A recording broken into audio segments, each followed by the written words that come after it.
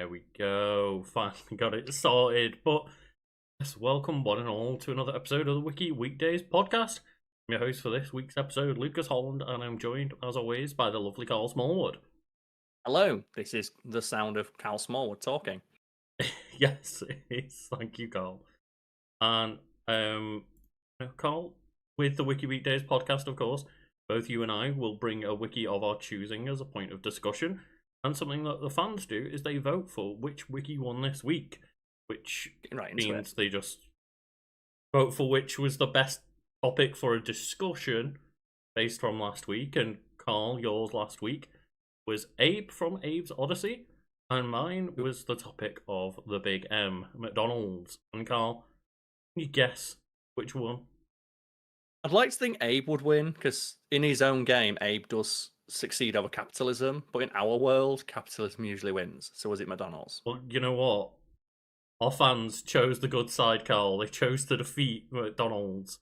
We got the good ending. Yay, we saved enough Mudokons. But to clarify, if you'd like to go vote on which wiki you thought won this week, which I don't think we can do, right? Because we've pre-recorded next week's episode. Yeah, we have. So, next week's episode we already recorded, which means that we can't do which wiki won this week for next week. But in future, if you'd like to do so, as Lucas mentioned, is which wiki you thought brought forth the best discussion, not necessarily the one on the topic that you are personally most agreeable to. Yeah, so you can head over to our Discord to vote on the polls when they go live. But yes, well done, Abe, and well done, Karl, for bringing Abe to the discussion last week. Abe would absolutely be horrified if he saw McDonald's. He'd be horrified to see how many Mudokons go in the burgers. Oh man, do you think they're tasty? Don't look tasty. They have to be, right? They don't have to be tasty. They're just like skin and bone. Yeah, it's like caviar. I've had caviar. It's awful. Yeah. It's like just this briny, fishy, salty paste. It's like, is it just because it's expensive? It's totally just a poser food, right? Oysters, right? Just when someone, it's an acquired taste. And I don't think I'd ever acquire a taste for someone who just like phlegmed up on a salty fucking roof tile covered in grit. Right? That's a lovely way of putting it. But Karl, we've got to get to it because we have another gimmick for the intro, and that is Pet of the Week. Just people on our Patreon, they will, go over to our Discord and they can post pictures of their pets or just general animals and birds that fly past the window. I say it every time, someone's going to get one. So, yeah, people, as I say, patrons post on that Pet of the Week part of our Discord, and everyone votes for which won the Pet of the Week. And this week is a lovely story of the pet Spice, because they are a new member of the family, Karl. In the Discord, they're upside down in their photo, so they're upside down. They're blurry. It's the perfect kind of Pet of the Week picture. It is, yeah. They're upside down and approaching us at high speed. And it says, "I'm not proud to say I'm the proud owner of this beautiful, sweet mom. Her name is Spice. I adopted her yesterday from an animal shelter. She had a litter of 8 a few weeks ago." Just always a good point to bring up is remember that adoption is a thing that you can do. Obviously, a lot of people, myself included, buy dogs when pre-made dog is not a opportunity, but adopt where you can, folks, because there's a pre-made dog. It's fucking sick. Let's go. Already house trained. Let's go. Sometimes, not necessarily always. Batteries are not always included. You're walking around, it's like I do like that tweet though where someone's like, I don't know why people spend like thousands of dollars on dogs, like when you can just get one from the pound for free. Look, my dog was free, and it's a picture of like this mongrel. Mm-hmm. And so the top comment is like, I can tell. I feel so bad, but that did make me giggle. Feels bad on the dog, right? The dog from Always Sunny, right? Like Max, dog that eats like batteries. Oh, Poppins, he's like 25 years old. God, yeah. But Poppins is not one of the Pet of the Week. Spice is, so congratulations, and Karl. Before we get into the finger things with the wikis, we do also have to shout out the patrons on our highest tier. You can see the names of our people on our boost tier just above, but my camera's just turned off as well. Highest tier, just you frozen. Yeah. Yeah, it's like, I'll sort it out. So I'll start shouting out people while you fix that, Carl. So shout out to Bee of Awesome with many bee emojis and a crown emoji and some sparkle emojis. So thank you very much for all them bees. But Woo One King Day, One Piece Wonka, always like the One Piece shout out. Exactly. Followed by the Burning Dragon burns bright in the Bourbon Bureau of bodacious buffoons, buffing barns in the backs of Bengal barnacles. Try harder next time. That's not a difficult tongue twister. Roslindis Memphis. Followed by Nick McQueen, Horchata. Then Lucille Steele. Little Ghost. Chicken Bucket with a little bucket emoji after. Judge Shred. Decipher Bio. Then Carlos crea una oración en español para tutora Carlo Balochico y Lucas Holland en Patron. Thank you very much for all those amazing patrons making this possible and making this happen. But yeah, I just want to remind everyone the podcast producers, the PPs. The PPs. That's a joke from the pre-recorded podcast, Karl. Yeah. I've been making that joke for ages, mate. If you're telling me me making a PP joke is new, come on. True. But yeah, thank you to PPs out there. If you want to be a PP though, you can do so. If you want to show us your PP? Don't say it like that. I'm not I'm not comfortable with that. With that wording. I'm okay with saying that they can be PPs. Yeah, just reminder that we just reset it for the month at the beginning of the month so that everyone always gets, the start to the end of the month. And if you want to game the system and figure out which one has the most potential shoutouts within like a month, by all means. But yes, just a reminder to anyone that has supported us on Patreon. Like, it just gets updated at the start of the month, so everyone just doesn't have to worry about when the, if you offer us support or you start subscribing to the Patreon for the middle of the month, you're not just going to get added in and only get 2 weeks. It's like a month in lieu. Of course, yeah. And spoilers, next month's a 5-week month. You're technically getting like 20% more for your money. By the way, Karl, just things to mention before we kick off. Just obviously like the podcast if you're watching live. It helps us get discovered by more people while we're live. And if you want to support us with super chats, Karl, what are you going to be talking about today? Is on the thumbnail. It is, yes. It's Raymond Holt. So we've not leaned too much into the topic of pride because, as we've joked already during this month, of our logo is literally a fucking rainbow, and we've been vocally supportive of our gay and queer fans the entire time we've been making content, both on Wiki Weekends and Fact Fiend. But I did think it'd be fun to talk about Raymond Holt, one of the most noteworthy and well-written gay characters from a recent sitcom. Yeah, and I'll be talking with Music Festival. So if you've got anything to, say about either of those subjects and you want to make us read your comment, then of course you can super chat and we'll get to those at some point. But yes, just let us know about Raymond Holt. Okay, so I'm referring now to the Brooklyn Nine-Nine wiki. So we're going to open with a quote from Raymond Holt. And this is a very accepting quote. And it's also very, very reflective of the character of Raymond Holt. But also, I feel like, just for Pride Month, I feel some people out there probably need to hear this. So every time someone steps up and says who they are, the world becomes a better, more interesting place. Yeah. And I believe that is Raymond Holt in response to Rosa informing him that she is bi. Yeah, and a show with maybe not remarkably good, but maybe surprisingly good representation, right? Yeah, I said just the idea of Raymond Holt. Yeah. Just as you mentioned all the times about the show, I'm like, I'm a black police captain. And he's a badass and a very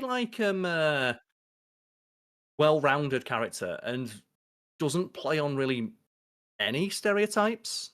Not that I can save for the fact that he's very well put together, which is a stereotype like gay men being very just organized and fashionable.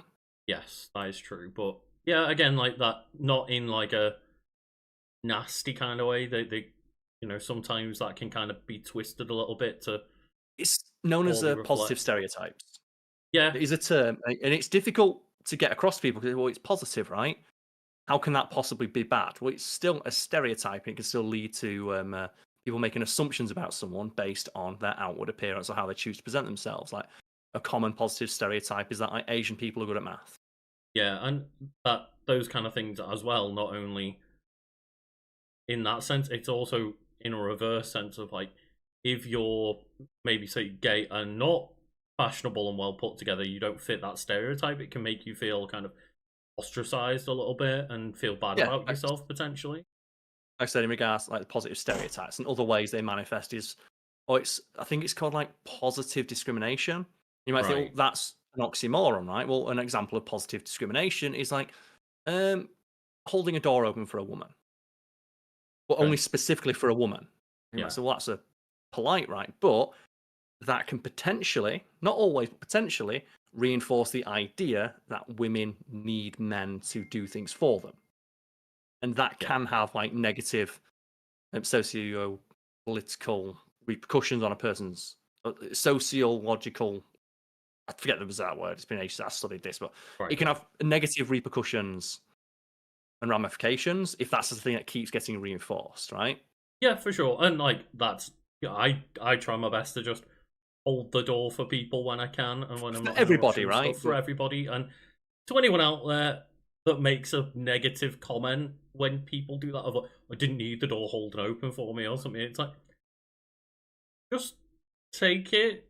Like I obviously, as you say, like specifically the idea of well, only certain women deserve having the door oh yeah, held open for them. uh, Everyone else can go fuck himself.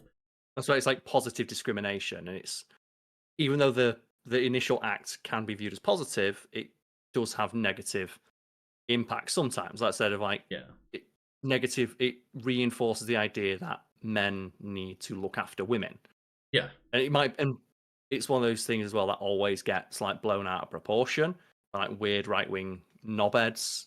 Because it's like, oh, well, you're saying that holding the door open for a woman's gonna result in it's a hugely sexist act. It's like, no, that's not what we're saying. It's a minor thing, but you add up all those minor things over the course of a lifetime, the end result can be quite dire, right? Because it's essentially Yeah. like reinforcing in someone's life, reinforcing the idea that said that like women need men to do things for them.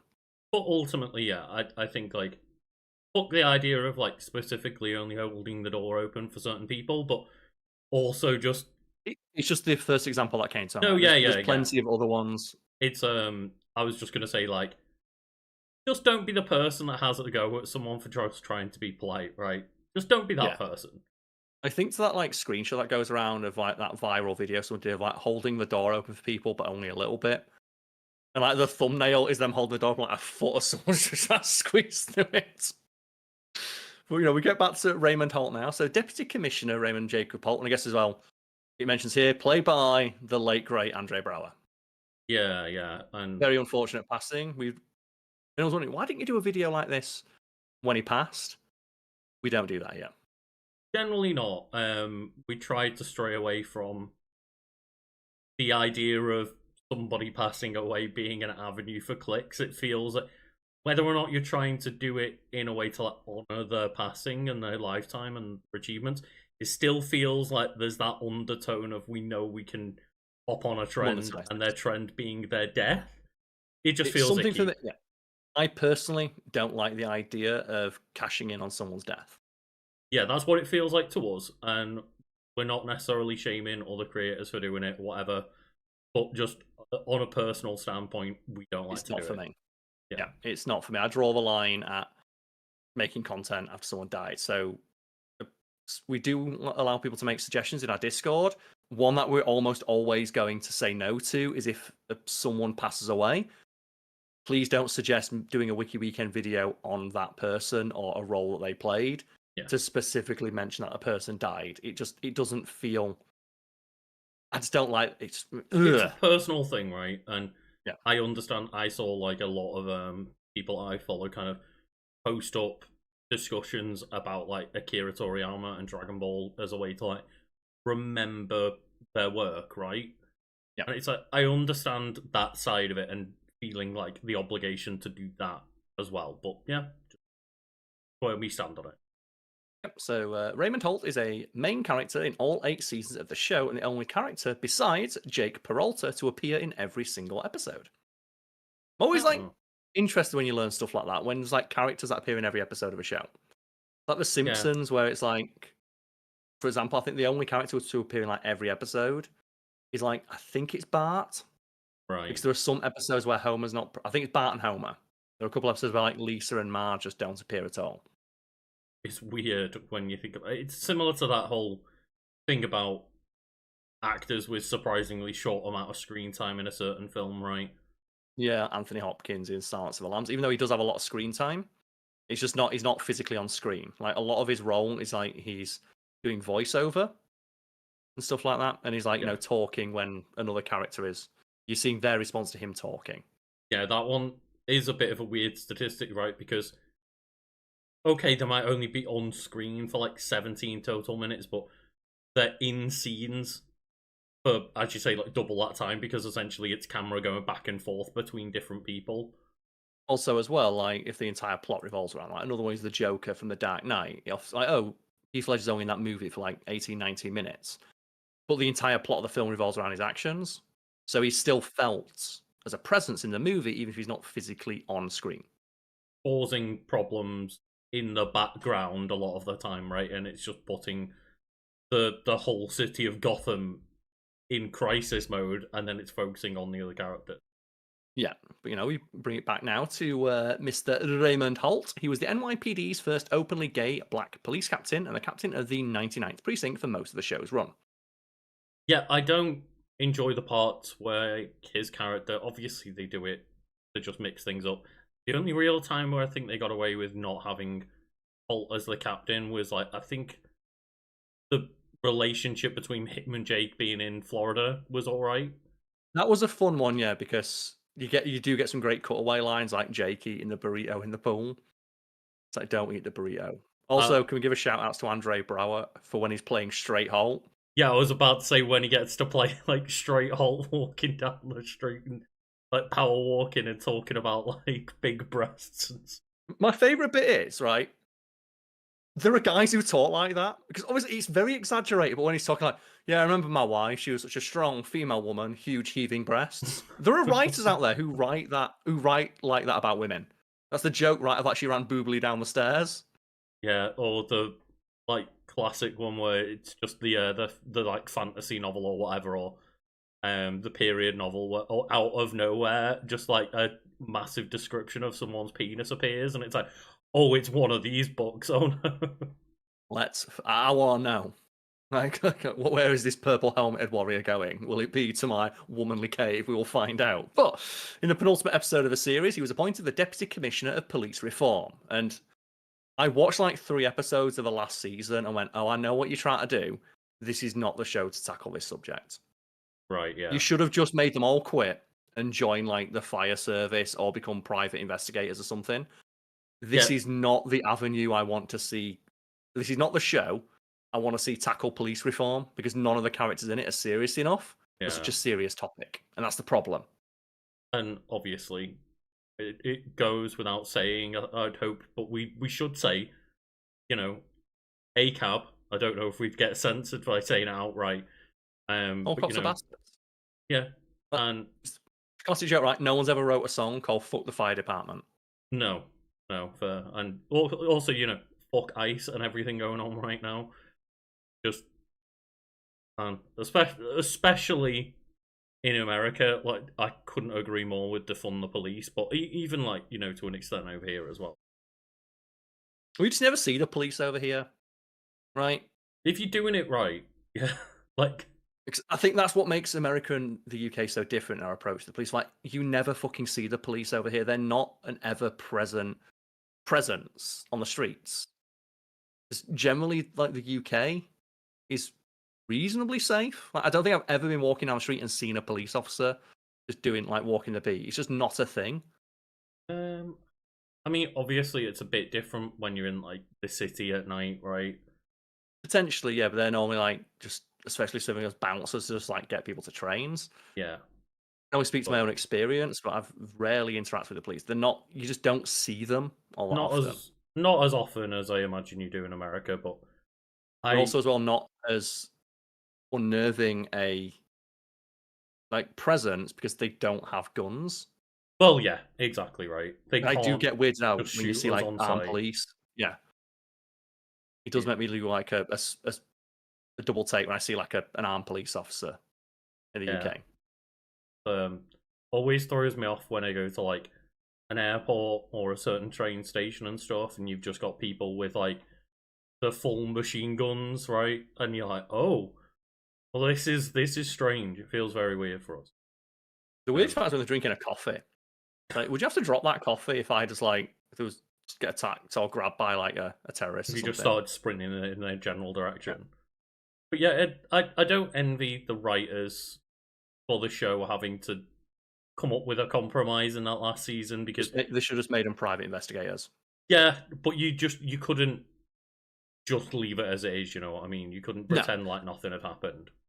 So, Joe, a show that handles it quite well. I mentioned this earlier in the recording we did, but it won't be going out for a week or so. Is the show SWAT, Oh and right, yeah, that is a police procedural in the vein of stuff like, I don't know, like Law and Order, yeah. Okay.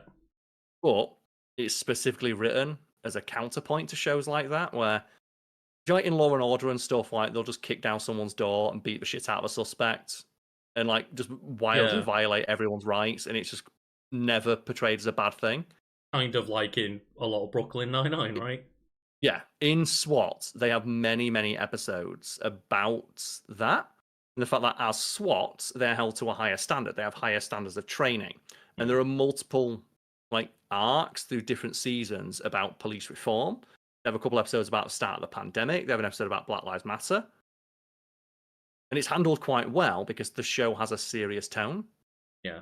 And they're able to like fold those issues into it without it feeling awkward. So Because the universe of the show is quite serious, so you expect serious issues to be raised. Whereas in Brooklyn Nine-Nine, you literally see Jake stop and then start giving the speech about how it's wrong to do this, this, and that, and it just doesn't feel natural for his character to talk that way.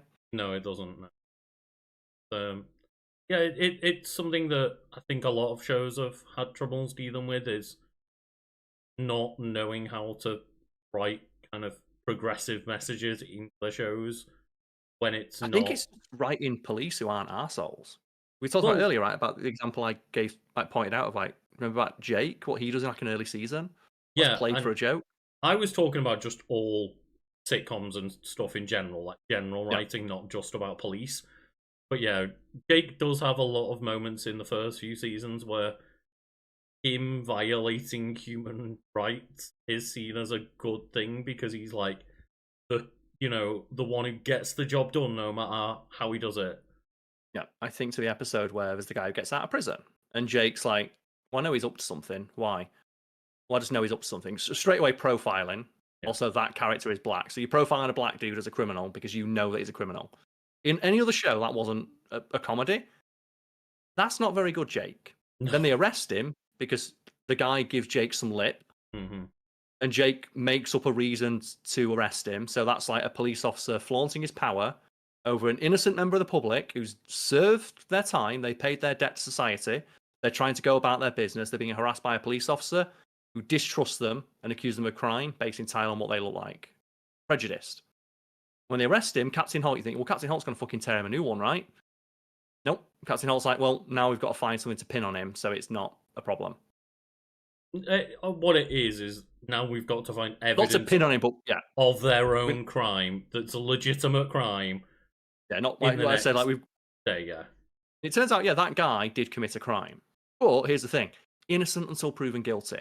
Yeah, And the Jake only had reason zero cause to arrest him. yeah, the only reason he arrested him wasn't due to any evidence of crime, it was due to gut instinct, which you're not allowed to arrest and detain people. Stop and frisk, right? Or you're not meant to be able to. Well, that's what happened with stop and frisk Yeah. in New York. And again, the writers clearly didn't have that in mind when they wrote that scene. Because if they did, they wouldn't have had that storyline because it's so, as I said, it's so reminiscent of stop and frisk, which is where they introduced a system of, well, police can just frisk people who they think have committed a crime. And it was near universally used by police officers to just harass like black people. Yeah, And that's exactly what happens in the show where they play it as a joke and actually play it as a positive thing because Jake is right. So yeah. they're like, "Oh, well done, Jake. You got the guy." It's like your hunch paid off. Your hunch of being prejudiced against a black guy who paid his debt to society and did literally nothing wrong from an objective standpoint. From an outside, obviously the guy committed a crime, but to an outside observer in that moment, he'd not done anything wrong. And if you want to argue, well, he did something wrong and Jake was right to do it, you're basically arguing for the police to be able to say, I think you're guilty of something and arrest you without cause. yeah, it's similar to how something in America, like civilians don't need to have documentation on them at all times, but Nope. like non-civilians and like anyone who's like undocumented or there with a visa or something, like the argument is that they should have their whatever papers they need at all times to prove Which is not eerily reminiscent of anything that's ever happened in history, right? Of people with guns demanding to see someone's papers. Yeah, and that's the thing, right? Is that means that technically they can only challenge people who they think aren't citizens. And it's like, well, how do you decide who looks like they are a citizen and who doesn't look like they're a citizen? The answer is by being racist. And maybe that's a topic that shouldn't be addressed by a comedy show where early in the same show, they portrayed those same issues, those same problems, those same endemic issues with the police as funny. Yeah. That's what made it weird when they try to handle it. Like, there's so many things that, like, you have Jake in later seasons talking about how it's wrong what the police can do. It's like, well, you did it. Yeah. And it's just one of those things. I do wonder what is the kind of what's the future for shows like that, especially police-based. They're going to get worse. Shows, but like, do they even happen anymore? They do. There's a great series of like video essays by a creator called Skip Intro about propaganda. And they talk about a show called Blue Bloods, which is like they say it's the worst show. And something they bring up in their series that I didn't consider is a lot of people watching this due to like demographics, you're probably like, 20, 30 years old. You probably don't watch terrestrial TV. You probably watch streaming services and videos like this. They point out like 10 in the top 10 most popular terrestrial shows. Like 6 of them are police procedurals like Law and Order and Blue Bloods and The Rookie. And they're the shows that older people are watching, and the messaging in those shows is fucking horrendous. Yeah. Propaganda. Like, I'd say I can't do it justice, but I'd highly recommend going to seek out you know what? Nothing about it. We'll shoot them a message. Yeah, we shoot them a message if they want to appear on an episode.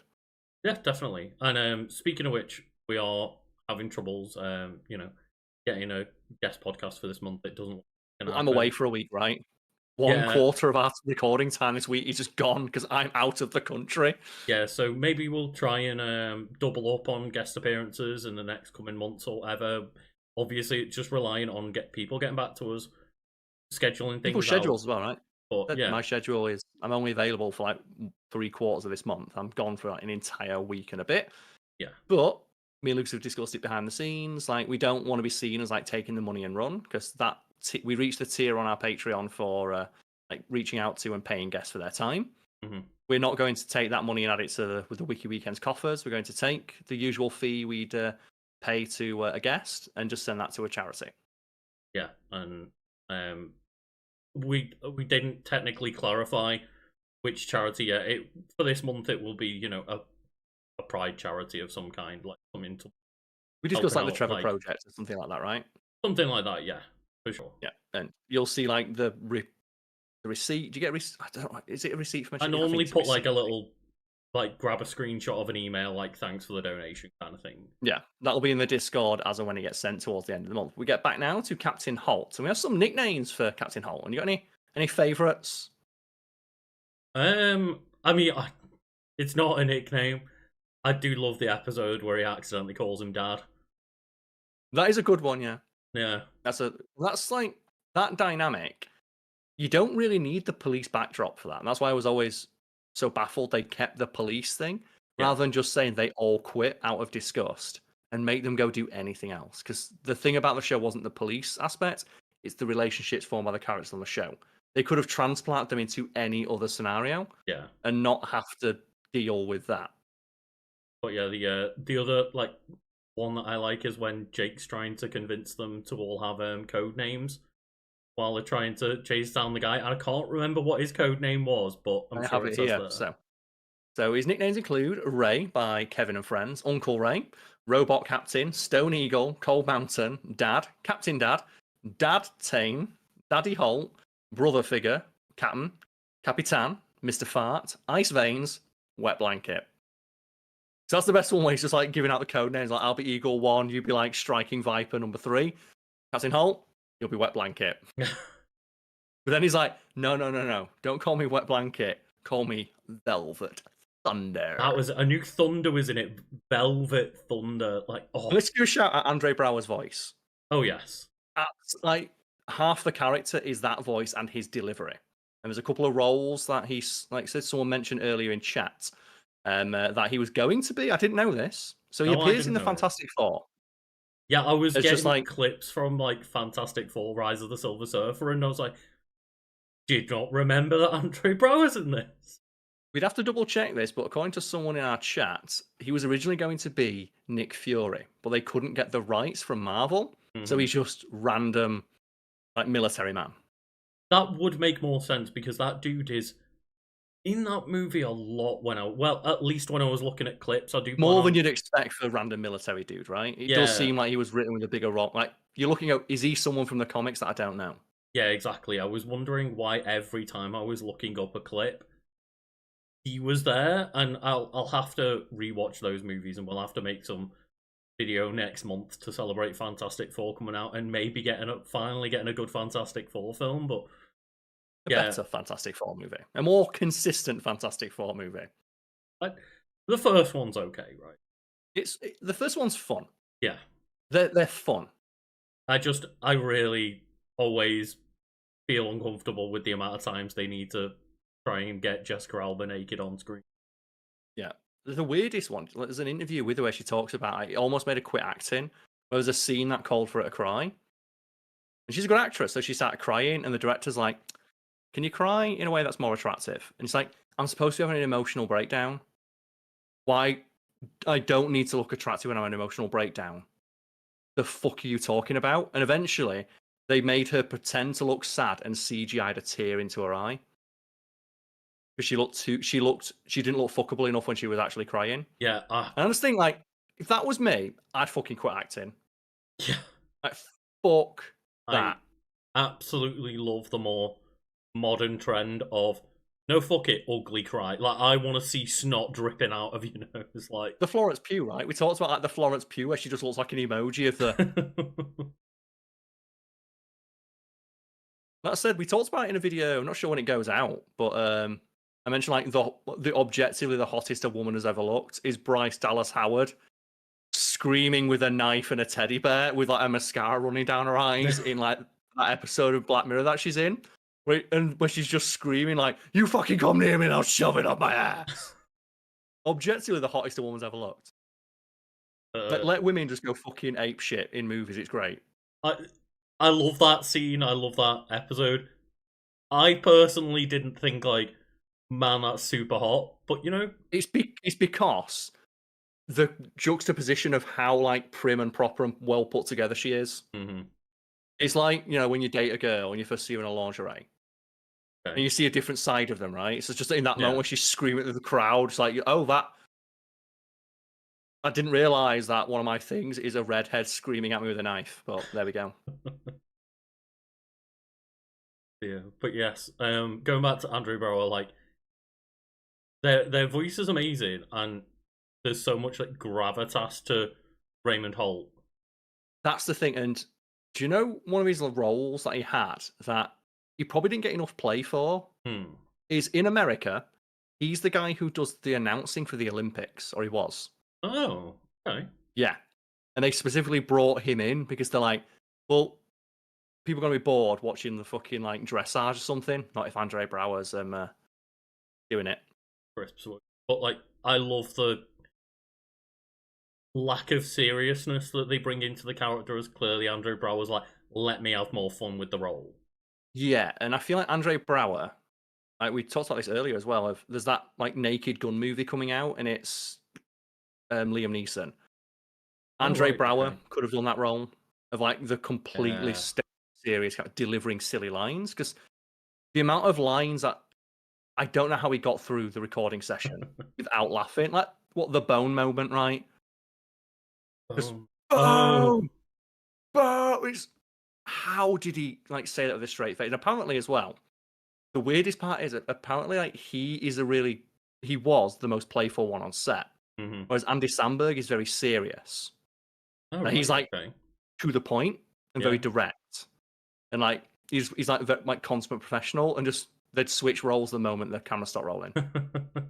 But yeah, like one of my favorite cold opens is when they're all guessing how Raymond Holt would react if he ate a marshmallow for the first time. Like, And just Boyle's like, he's like, yeah, I can see him doing it. and then they all don't believe him, and then Andre Braugher pulls off like just the most impeccable, like, like, oh my god, yes. What's your favourite line from him then? Because mine is the title of this episode, and it's just where like I think it's Jake and Amy are arguing. He just turns his chair around, and is like, "Now you've done it." I turn my chair. And just the way he delivers that line is just so perfect. I have one line that lives like rent free, not because of the line, but just it's like I have never felt better in my life or whatever. But it's just because once when I was in work, I accidentally pocket messaged my entire Facebook Messenger like contact list just that GIF. I'll like again, people that I might not have spoken to since like high school. Yeah, what do you And send it them? was, and I sent them that GIF of just like I've never felt better. And I was like, I don't know how this has happened. Of just like it just happened when my phone was in my pocket, and it was hours before I got a break and looked at my phone again. And just so many people are messaged back like, okay, like I'm glad for you. What is happening right now? You just got to delete people at that point, right? It's easier to delete the number than it is to explain what happened. Yeah. I love that one though, of just like, now you've done it. Turn my chair. That one always gets me. Just his delivery on that is absolutely just like pitch perfect. The marshmallow noise is fantastic. And Like then Velvet just Thunder. everything regarding Cheddar, right? Cheddar's amazing. Like great dog acting. Like dog Yeah. acting is often underappreciated, but it must be difficult to be a dog actor, right? Because just you want to sniff an ass, Yeah, true. right? And craft services right there. They can smell it. And I love the Hollywood Heist episodes, but like the one where he trains Cheddar to go and like steal it with all the commotion going on. I'm like, oh, it's so good. Yeah, I like the moment where like they wake up on the morning and he's just watching them sleep and he's like, it's heist day, baby. And is the one I think as well like they put it back and he's dressed them in their sleep or something, right? I can't remember. The other oh, go on. Sorry, yeah, I was gonna say I can't remember specific lines from it, but just the entire kind of arrangement where both Jake and Holt end up with mumps, and they're like drowsy messes trying to solve a crime. Yeah. Fun scene. And fun fact, like, I watched that not long after I myself got mumps, even though I was vaccinated against them. Made you feel good, right? God damn it, I had to call up my parents and be like, you did get a vaccine for me, right? Tell me. So obviously it went away very quickly because of that. Yeah, but we continue now with his personality. So outwardly, Holt is strict, hardworking, stoic, staunchly professional, and a stickler for the rules. Inwardly, he is warm, empathetic, devoted, and a kind-hearted man who cares deeply about the officers and employees under his command, going above and beyond for both his squad, both personally and professionally. Yeah, and I just think it's shown throughout, but obviously as the seasons go on, he just like clearly gives more and more of a shit about his squad, right? And proves that he will do anything for them. But yeah, just an amazing character in the sense of he will go out of his way to just do anything he can for his team. And you can see why like Jake as a character latched onto him as a father figure. Because as a father figure, Holt's like pretty much perfect. Like he's stern. Maybe it's safe for like the fact he's not emotionally available. Yeah. That's more at work, which I think that's not a character flaw. That he's professional at work, Yeah, and he wants exactly. police officers to fucking do their job, Hmm. right? Yeah. This is it. Especially at the beginning of the series, he's not shown much emotion and finds it hard to connect to feelings. Similar to the character of Rosa, he does not understand pop culture references, often accidentally making them or accidentally allowing the squad to reference them. He is shown to follow rules to a T and was called a robot by Jake due to his nature. And that's one thing that I'm glad that they moved away from in the end. And I think a good turning point, maybe. It stopped being funny, right? Yeah, but it's And they also mined as much material out of that as they could. just as well. It feels a bit weird for Holt to not be a bit more, kind of in line with the rest of the group. And they have that one episode where they all have like a house party or whatever, like a work party, and they all kind of spend time with Holt on their own while everyone else is having fun downstairs. Yeah. And they treat him like being there as a chore. And then ultimately by the end of the episode they realize, no, like Holt wants to be part of that group. He doesn't want to be the boss that nobody wants to be around. He wants to be part of the team. And his backstory does inform some of that. Right? We talked about, the first openly gay captain. I have to be absolutely flawless in my outward presentation and my duties because they're looking to take me down. It would be bad enough if I was a gay captain or a black captain. I'm both. They do not want me to be in this position, referring to the establishment of the police. So it makes sense from that thing of oh, why are you so serious? Because if I was not taking this job seriously, I wouldn't have got the job. Yeah, and yeah, Haley mentions in chat. Wunsch, I can't believe we've spent so long talking about Holt and not brought up their relationship with Wunsch. Well, it comes up here. So, Holt gets along well with and mentors Amy as they similarly care about grammar and proper procedure and dislike being corrected. One of my favourites out of context lines are just, you carry a map with you? Yeah, you never know when you're going to need to correct someone on their geography. Louse. That's it. And she goes, it wasn't just right, it was louse. Oh, God, when he gets in a hissy fit with Amy because she proves that, the Monty Hall problem. And he's on the wrong side of the argument when it comes to how should you switch or stick with the door. Yep. And yeah, just the levels of pissed off he gets from being corrected by anyone is just yeah. And it's just I'm going to leave him I'm now going to leave him a snotty voicemail about needing to brush up on basic mathematics or something like that, right? Yeah.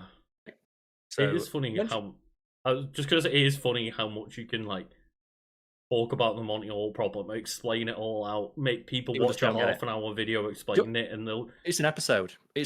Coming up.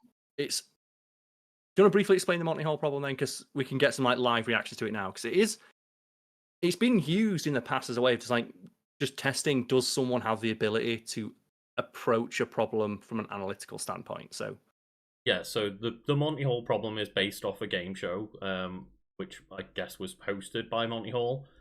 Yes. Yeah, so press your luck or test your luck, I think it was. Doesn't matter. The idea is there's 3 doors. The host knows where the prize is behind one of the doors. Yep. So say that the host knows prize is behind door number 1. And then this one. Yeah. Then out of the 3 doors, the person who's in the game show gets to pick one door. So say they pick door number 2. Then that one. The host reveals one door to be open. They'll open door number 3. That one. Which doesn't have a prize behind it. So now the answer is, do you stick with your original option, or do you switch? And many people think that sticking with your gut instinct is the best thing to do, but statistically... Or they think that it is equally as likely as switching. Yeah, and therefore you'd feel worse about losing, right? But technically... Yeah, they think it's a 50-50 chance, but it's not a 50-50 chance, it's a what chance, Lucas? If you switch, you've got a 2 in 3 chance of winning. And if anyone's thinking, how does that work? It's very simple. When you initially make your choice, it's 1 in 3. It's 1/3. That choice is locked in instantly. So let's say you pick, as you said, door number 1. You pick door number 1. You pick door number 1, host puts down door number 2. And the prize is in door number 1. right? You get a choice, you stick. You stick, you get your prize, right? Yeah. It's host opens, door number 2. You stick, prize. It's like, and if you go through it with a pen, because I'm going to do it with my fingers, it's going to fucking hurt. But if you do it with a pen and paper, it just 2/3 of the time, switching always gets you the win. Yeah. 2/3 of the time. It's because you like the odds are locked in when you pick. And the best way to visualize it is think rather than 3 boxes, imagine 100 boxes. And you pick out of those 100, and then the host proceeds to open 98 doors in a row and then asks you to switch. How confident in your initial choice would you be? Yeah, because you've got it right. Ultimately, it's, as you say, the odds are locked in when you first picked it. That you had a 1 in 100 chance of winning. Yes. Or 1 in 3 when it comes to Money Hall. And the deal or no deal thing, right? Yeah. That's a very similar thing where you pick one of like 24 boxes, I think it was. Yes, and it is understandable, the emotional aspect of people do feel worse if they switch and get it wrong. Mm-hmm. But the thing I don't understand is how people can't understand the statistical aspect of it. Yeah. That's what gets me, because like, you can literally use a pen and paper to draw out and show them that 2/3 of the time, switching always comes out on top. Yeah. And they still can't get it. No, it's 50-50. It's like, it's literally not. And yeah, And it's as you say, it's got a lot of emotional weight to your decision making ability, right? And people see it as kind of a personal offense that no, my original choice would be the best choice to go for. Yes, and it came up in one of the earliest Fact Fiend videos. It's a writer and columnist called Marilyn Vos Savant. Had an IQ of like 160 or something like that. Wrote an article explaining this problem. And as mentioned, it's a very basic problem you can literally show someone in 2 minutes with a pen and paper. Yeah. She wrote this column explaining it's 2/3 if you switch, 1/3 if you don't. Here's like a basic outline of why that's the case. The magazine she wrote for, I think Parade, got inundated with about 10,000 letters of complaint, mostly from men, many of which claim to have PhDs in like advanced and higher mathematics, and some of which accused Miss Savant of not getting it right because she was applying woman logic to a math problem, which is a wild thing for someone to say, of like, you're being too emotional and applying woman logic to a problem, from a person who sat down and wrote an angry letter to a magazine because a woman corrected them. And truly a being of pure logic right there. As well, just being extremely confidently wrong. Yep. To the point of physically writing and sending a letter. Like men being confidently wrong and harassing women about it. Name a better combo. But we get back to... oh, sorry, I was just going to say, like, one of my favourite things is, like, people saying that they wish they had the confidence of a mediocre white man, right? It'd be great. Yeah. We probably explained the Monty Hall problem poorly there, but you can just go look at it. Literally, you just draw like 9 lines on a piece of paper. Yeah. It's interesting to know that. Like, let us know in the comments or in live chat, just in a situation where it's 1 in 3 doors, would you want to stick or switch? Like, even after hearing that information. I think I'd rather ask, do you agree? Do you admit that it's 2/3 if you switch?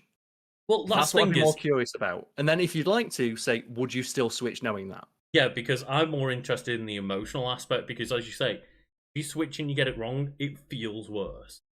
It feels like you let your gut instinct down. Yeah, it's one thing to know the statistics, it's another thing to YOLO a chance on it, right? But yeah, I'm always interested to know, like, because I've watched a lot of Deal or No Deal, because my mum always had it on, and almost no one switches their box. And like, okay, when you know the logic of the Monty Hall problem, that means you've got a 23 in 24 chance of losing right now and getting the bad option.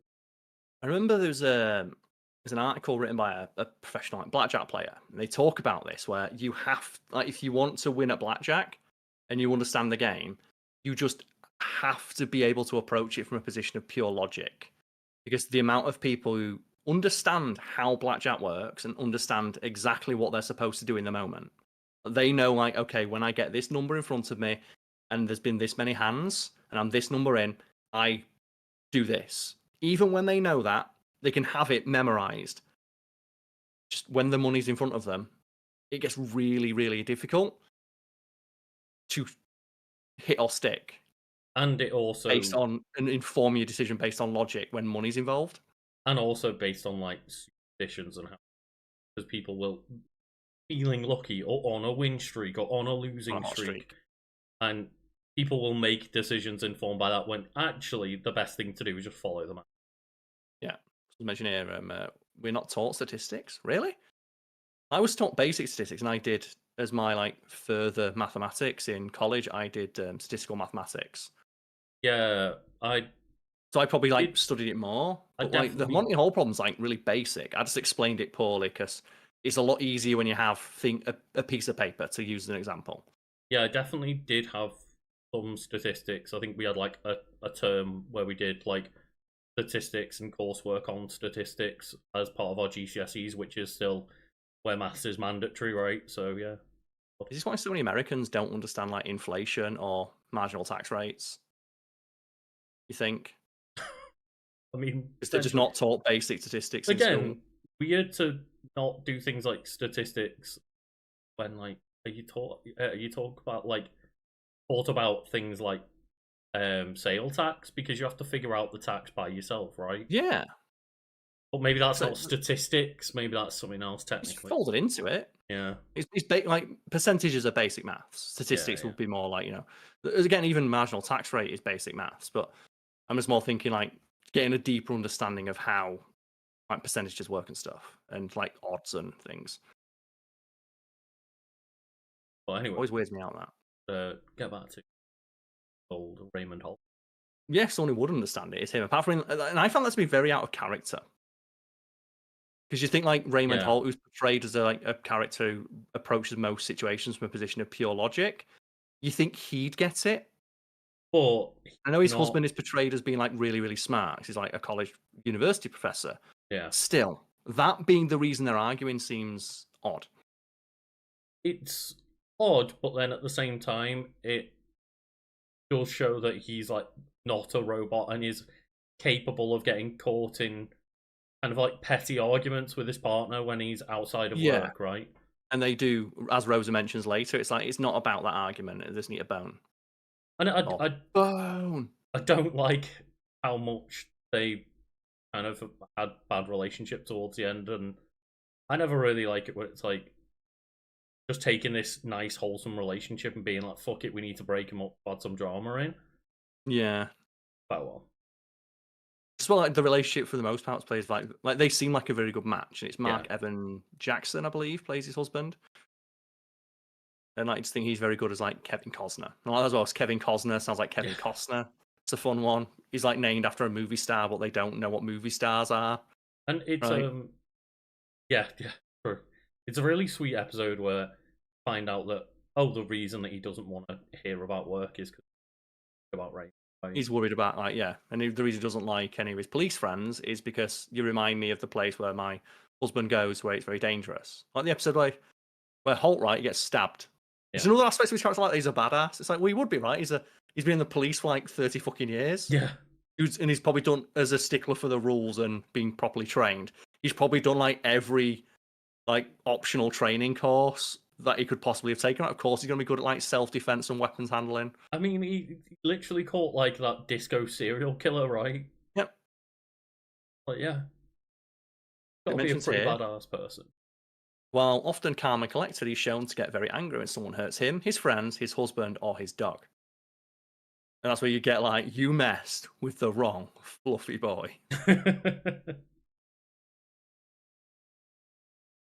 I do like the moments where he's like badass Hulk. I say when he's about to get stabbed, it's like, aha, you're a police captain, you got mugged. I didn't get mugged. Like 3 people tried to mug me and I fought them off and got lightly stabbed. And it's like, wait, what? And I lightly stabbed us. Right? I like said when there's that guy where he steals his dog and it's like you messed with the wrong fluffy boy, like fucking tackles him onto the bonnet of a car, starts wailing on his ass. You would though, wouldn't you? You would, but at the same time, that is police brutality, which is fine if you want to put an elevated universe. Yes. That's fine. If you next season only go, you know what, the police abusing suspects under their that they've arrested and are not a threat, that's really wrong. The police shouldn't do that. Yeah. And I'm being saying that sarcastically because that's how the show presents it when the characters on the show do it. We mentioned here, as the series progresses, while not becoming laid back, he does smile more and can be found not only having fun, but at times indulging in more childish behaviour. He's highly competitive, easily accepting Jake's Halloween heist plots, and loses any semblance of professionalism whatsoever around his enemy, Madeline Wunsch. And I'm just going to say, like, one of my favourite lines of Holt is just when it's like, oh, I've heard, is your crew gathered here to watch me and you talk? And he just says, yeah, who wouldn't want to see a man fight a crocodile? And he just says it so matter of fact and blasé. That cracked me up. Yeah. I love how much it just comes naturally to the character, right? Yeah, it's just like how off the cuff that line sounds of like, oh, you're getting a little like a cheering squad here. It's like, who wouldn't want to see a man fight a crocodile? God, and then there's obviously the funeral one where they like coax him into just giving like the most horrible funeral speech of all time as like part of an extended plot, right? It's like, how do you like this? It's like lunchtime is over. It's like, why don't you just like accept it, like, you know, very magnanimously and get back at her that way when she's going to give him a medal, and he accepts the medal and is like, thank you for this honor. Like director Wunsch. Boom! Lunchtime is over. Had it both ways. No regrets. Also says, well, like Kyra Sedgwick, the actress who plays Wunsch, like she's got it fucking going on in that episode where it reveals why they're having a fight, right? Oh yeah. And she rocks up to his apartment in the lingerie. It's like, fucking hell, you got it going on. Doing well for us all. It reminds me of when I watched like an ex-girlfriend of mine. Like, do you like that moment where like Jake makes Kevin watch all the action movies? Oh yeah, like the Die Hard and stuff.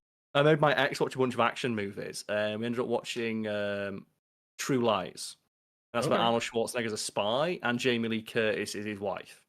Oh yeah, that scene is just like, oh, out of nowhere. It's like, oh yeah, like we're used to obviously Jamie Lee Curtis being like more mature because we didn't see her till a bit later in life. But like, oh yeah, Jamie Lee Curtis was just super hot.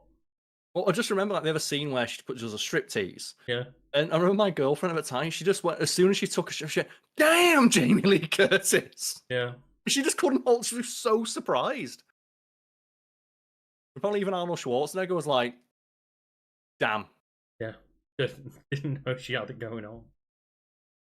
And now, Lucas, we have some trivia about Captain Holt. So would you like some trivia? I would. I would like to know how many people that his straight counterpart has apparently banged. Like, how much of a player was straight Holt in his head? He's such a strong female woman. Heavy set breasts. Fucking let's go. His favourite colour is beige.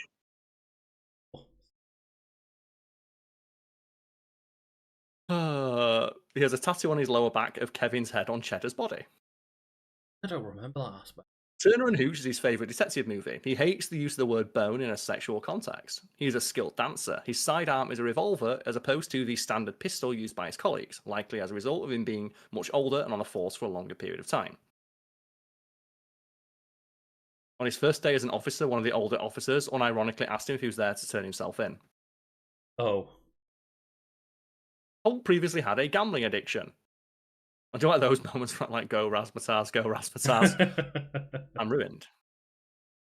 Yeah, that's a good episode where they're betting on like the like dog show, right? Yep. He and Kevin made an Instagram account where they post photos of Cheddar. He has 14k followers. His breakfast is room temperature water and one hard-boiled egg yolk. He only eats omelets on vacation. Man, I know that omelets are nice. I feel like omelets are so overrated as like a fancy food. Until you see Kingpin make one and you're like, fuck, I want an omelette now. When you see Kingpin making his omelette in Daredevil, you're like, fuck, I really want an omelette. Like watching people make the omerice, right? It's like I don't think I'd particularly like the texture of omerice, but like it just looks so impressive when you like slice it open it. Yeah. Now, here's like a detail that's present on everyone's like uniform, but they never bring it up. And I think this is a great example of you can set a show in like the world of policing, and you don't have to bring up not negative, because that's a very poor way of wording it. Heavier subjects, which would not be suitable to be broached on a show like Brooklyn Nine-Nine. Captain Holt, along with many other members of the 9-9, wear September 11th first responders badges. Oh, right, okay. So something like a lot of police officers and firefighters in New York have, is they wear little things on their lapel. It's like, oh, they responded to, they were 9/11 first responders, which in a show set in New York, you can intuit that characters on the show, they must have been there for 9/11. They never mention it, because why the fuck would you mention 9/11 on a comedy show? Yeah. Right? Yeah. And they had the restraint to not mention that. It's obviously that's not something that was happening anywhere around the time of production, right? So I just think it's interesting that they felt the need to reference it, but never directly in the show. It's like quite odd that like maybe not all of them wear them.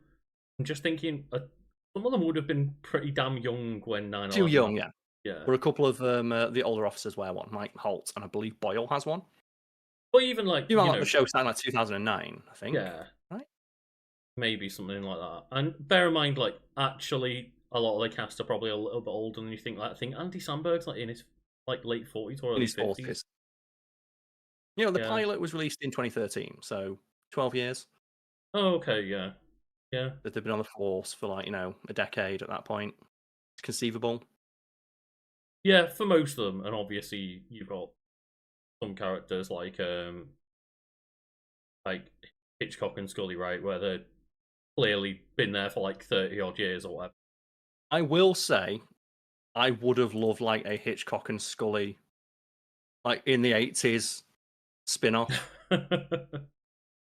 where it's like buff Hitchcock and buff Scully. That was really fun. The guy who plays Reacher. Yeah, it's Alan Richardson. One of his early roles. I would love to see that. But either way, that's Captain Holt. And yeah, great character. A great like queer representative for TV. Handled very well. I also like as well that just a lot of like the time, like obviously they talk about it very openly of him being a gay character. It's part of his kind of core story, but just little things where it's like he's maintains himself very professionally, but he's just got like a little pride flag on his desk at all times and stuff, and just it doesn't need to be thrown in your face all the time, but just nice little things to remind us. Yeah, it's like there's not many characters where like you have a character who is gay where it doesn't come up. Because normally, like someone being gay is usually played for story reasons, or they use it as a plot point. Yeah, very rare. Like I mentioned ages ago on Fact Fiend about shows that actually got spin-offs, and there's a show called Taxi. And it's based on like a Luc Besson movie. It got one season, it was shit, but I love police procedurals, and it's about a police officer who loses their license, so just teams up with a taxi driver to solve crimes. And one of the side characters on that is a gay guy, but it turns out he was like a special forces marine. Right. Okay. After he left like special forces, like I'm gay.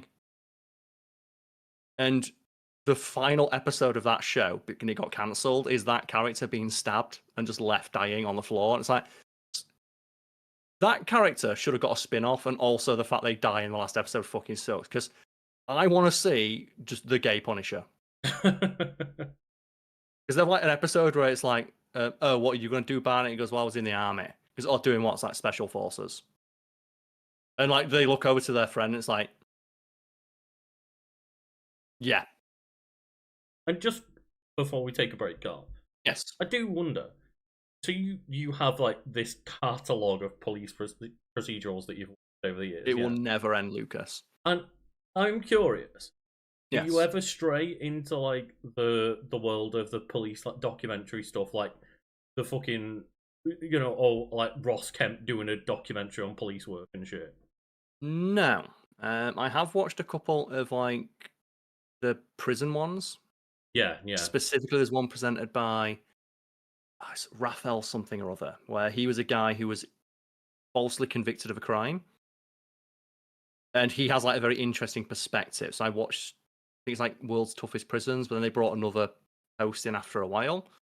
And I found them more interesting just from the perspective of someone who was in the system, unjustly so, offering their perspective on like prisons around the world. Obviously, it's very editorialized. Yeah, I never liked any of the Ross Kemp ones because that's just like a lot of that was ego stroking. It's like, Ross Kemp, I'm going to the hardest prisons in the world. It's like, well, you're fucking Ross Kemp, are you? Big fucking bald baked bean looking head. Ross Kemp was just the first name that came to my head. And then that vague type of TV show, right? No, that it always felt exploitative, and it is just basically propaganda. Not to mention all the actors on it who appear as the hosts. You know they're only doing it as an ego boost.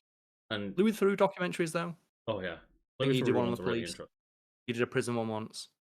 The ability of that man to get information out of people is uncanny. Just stare them fucking down until they talk. Like just by being awkward. Yeah.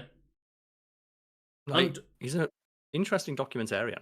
He's very interesting, yeah. I do want to mention with the propaganda stuff as well. One thing that I heard that like infuriated me recently was in the live action Lilo and Stitch. They have a lot of weird decisions in that movie, but spoilers for how they adapted Lilo and Stitch, I guess. Like it doesn't matter because that live action movie sounds terrible, but they have it where Nanny, instead of staying in Hawaii, goes to study marine biology in mainland USA. Okay. And there's a line in there apparently where Lilo turns around and is like, "Oh, Nanny's gonna go to the mainland and join the Marines."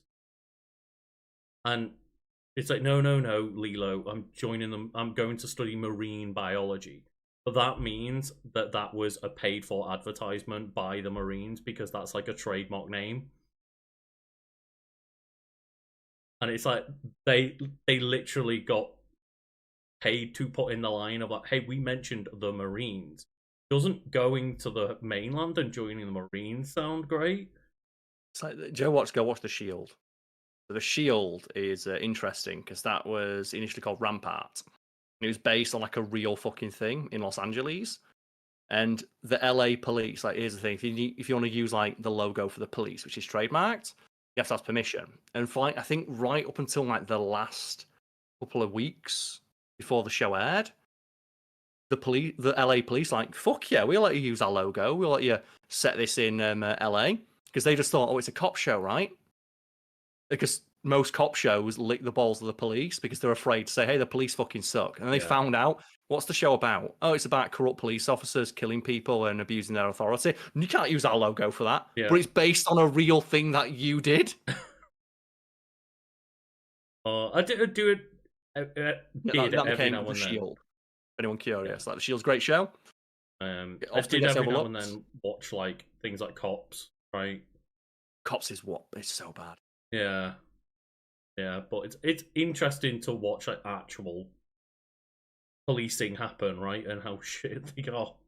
The closest I get to watching like anything that glorifies or lionizes the police is, for some reason, like during the pandemic, I fell into a rabbit hole of like To Catch a Predator because I saw a compilation of like it was like the worst responses, and like in that situation, yeah, the police are probably the good guys on a sliding scale of good to bad, right? Yeah. When the person they're arresting is attempting to solicit sex from a minor. That's the thing. It's not to say that no good work has ever been done by the police, but it's a horrible system. A lot of people there to abuse the horrible system and that power. But if anyone go watch that compilation of To Catch a Predator stings where they get tased. Because the one that's the most satisfying, speaking of the police, is a guy who on his chat logs with like the person posing an underage person is like, I'm a police officer. I've got a gun. I'm going to bring a gun to your house. And obviously he thinks he's like got a big dick and he's like, yeah, I'm so cool. I've got a gun. You scared of me, right? You think I'm awesome and intimidating. And all you see on the other end is like the police going, well, he's saying he's going to bring a gun to the house. So we've got to have the fucking tax squad ready to roll. And you just know like every time this guy, right, there's like the police are there like, fuck yeah, this is the one. Yeah. And he walks outside and just sees like armed police there with tasers, and he sprints back into the house as he gets tased, just screaming like a little girl. And again, you don't feel bad because he was there to try and have like, commit a very bad Assault crime. minor, yeah. And then the other one, what was it now? It was like there's the other dude who gets tased and he like falls over as he does it because he doesn't want to get down on the floor. And it's like, dude.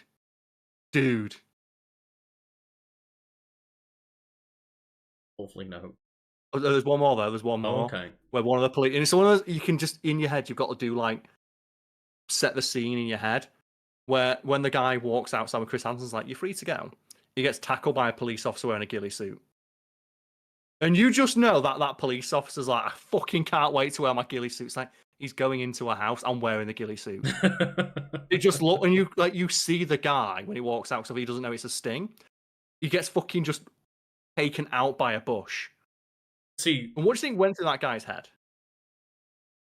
Giant bush. But took out by a bush. There's like those prank people that dress up as like bushes and stuff and jump out at people in streets, right?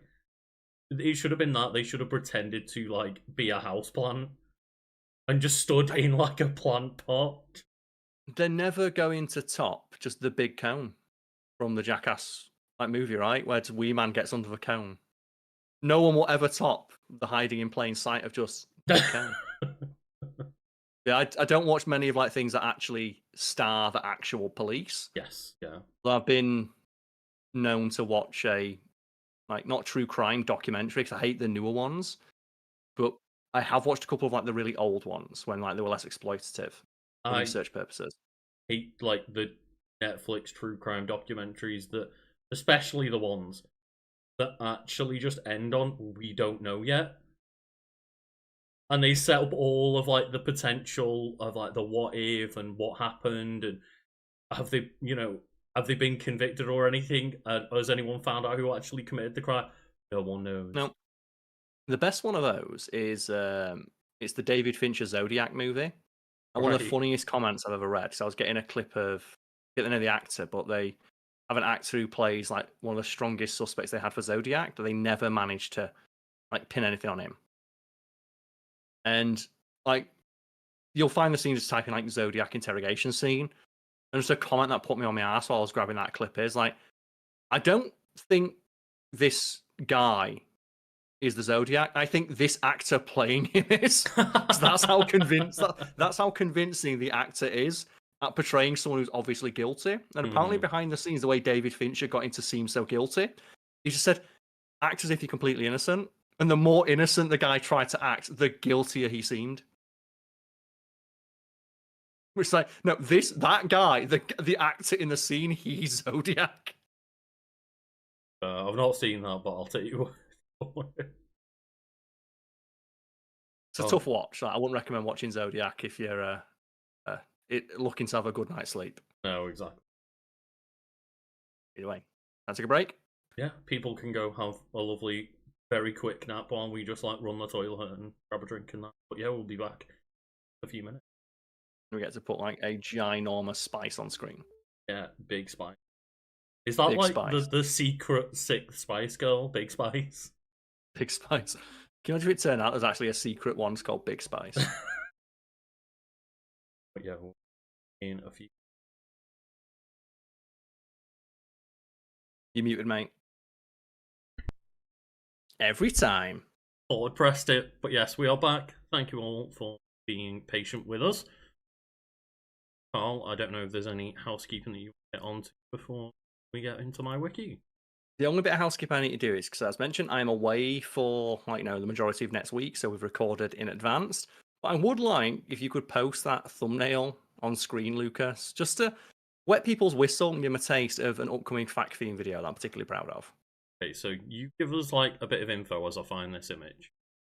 Well, this is just something we've recorded that I just really like that the thumbnail. So we talked earlier in recording about we don't do clickbait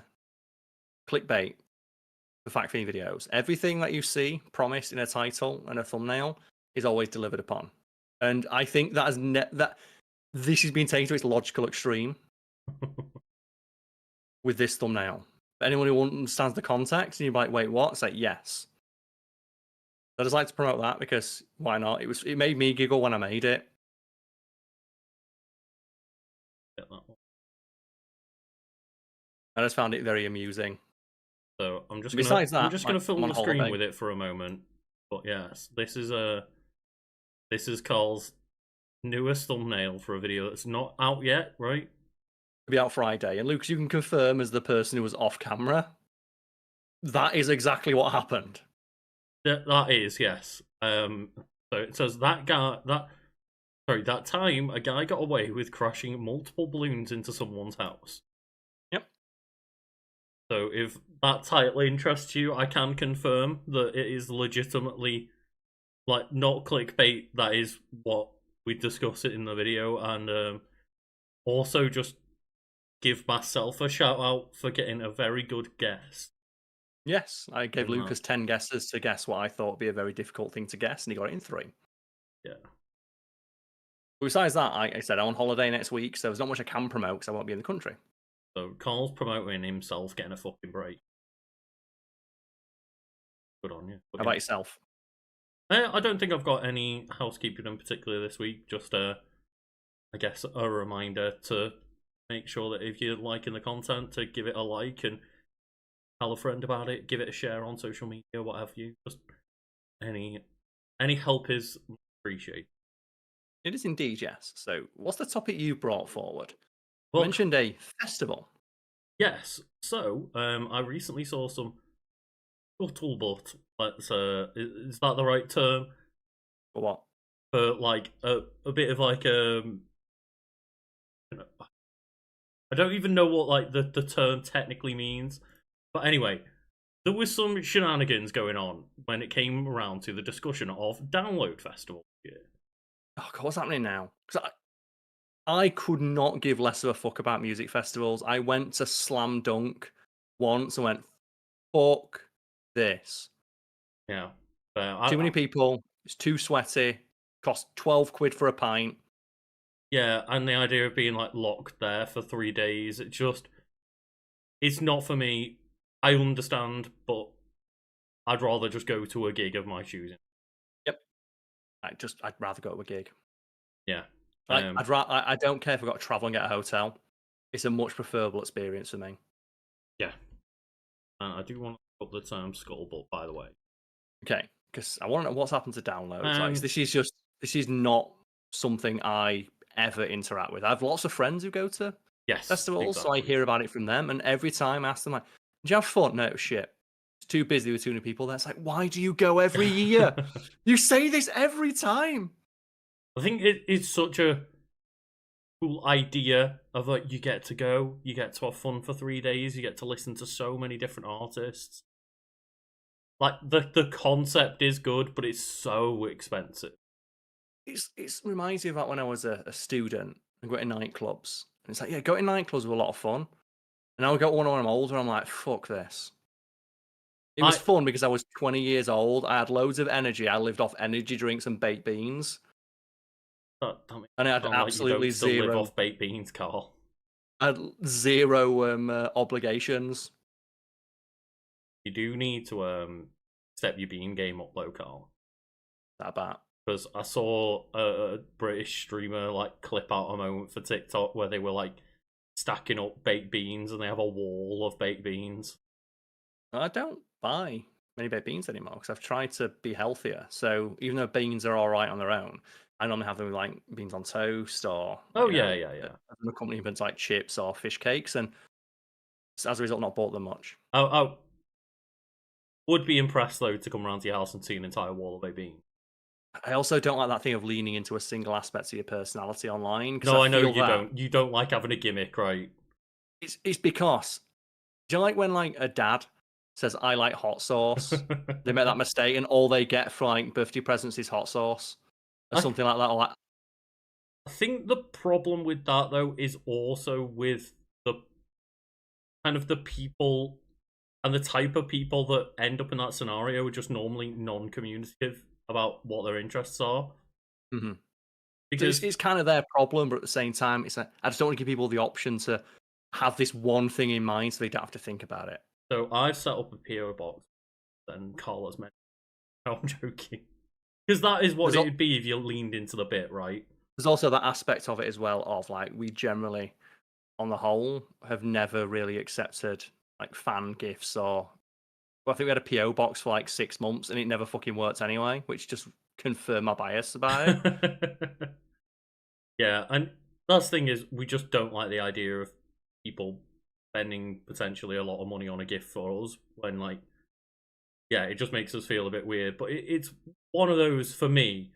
I'll take gifts from companies. Yeah. But if you want to send me a lot of free stuff and sponsor the videos, by all means. It was for a while like drinking videos became like kind of like the thing, which was fine, but it did become frustrating. Like I'd be out with friends and stuff. And people would recognize like, you're not having a drink then? No. I didn't like being known for that because that did make me feel a bit, I thought I was more known for making interesting content, and we happen to have a drink in a couple of videos. So you may notice that we've not done any drinking-based fact-themed videos for years now. Well, it's weird, right? Because a lot of the time when like we record a Wiki Weekends video or something, it's like the afternoon. Don't want to be like going on a fucking Monday, right?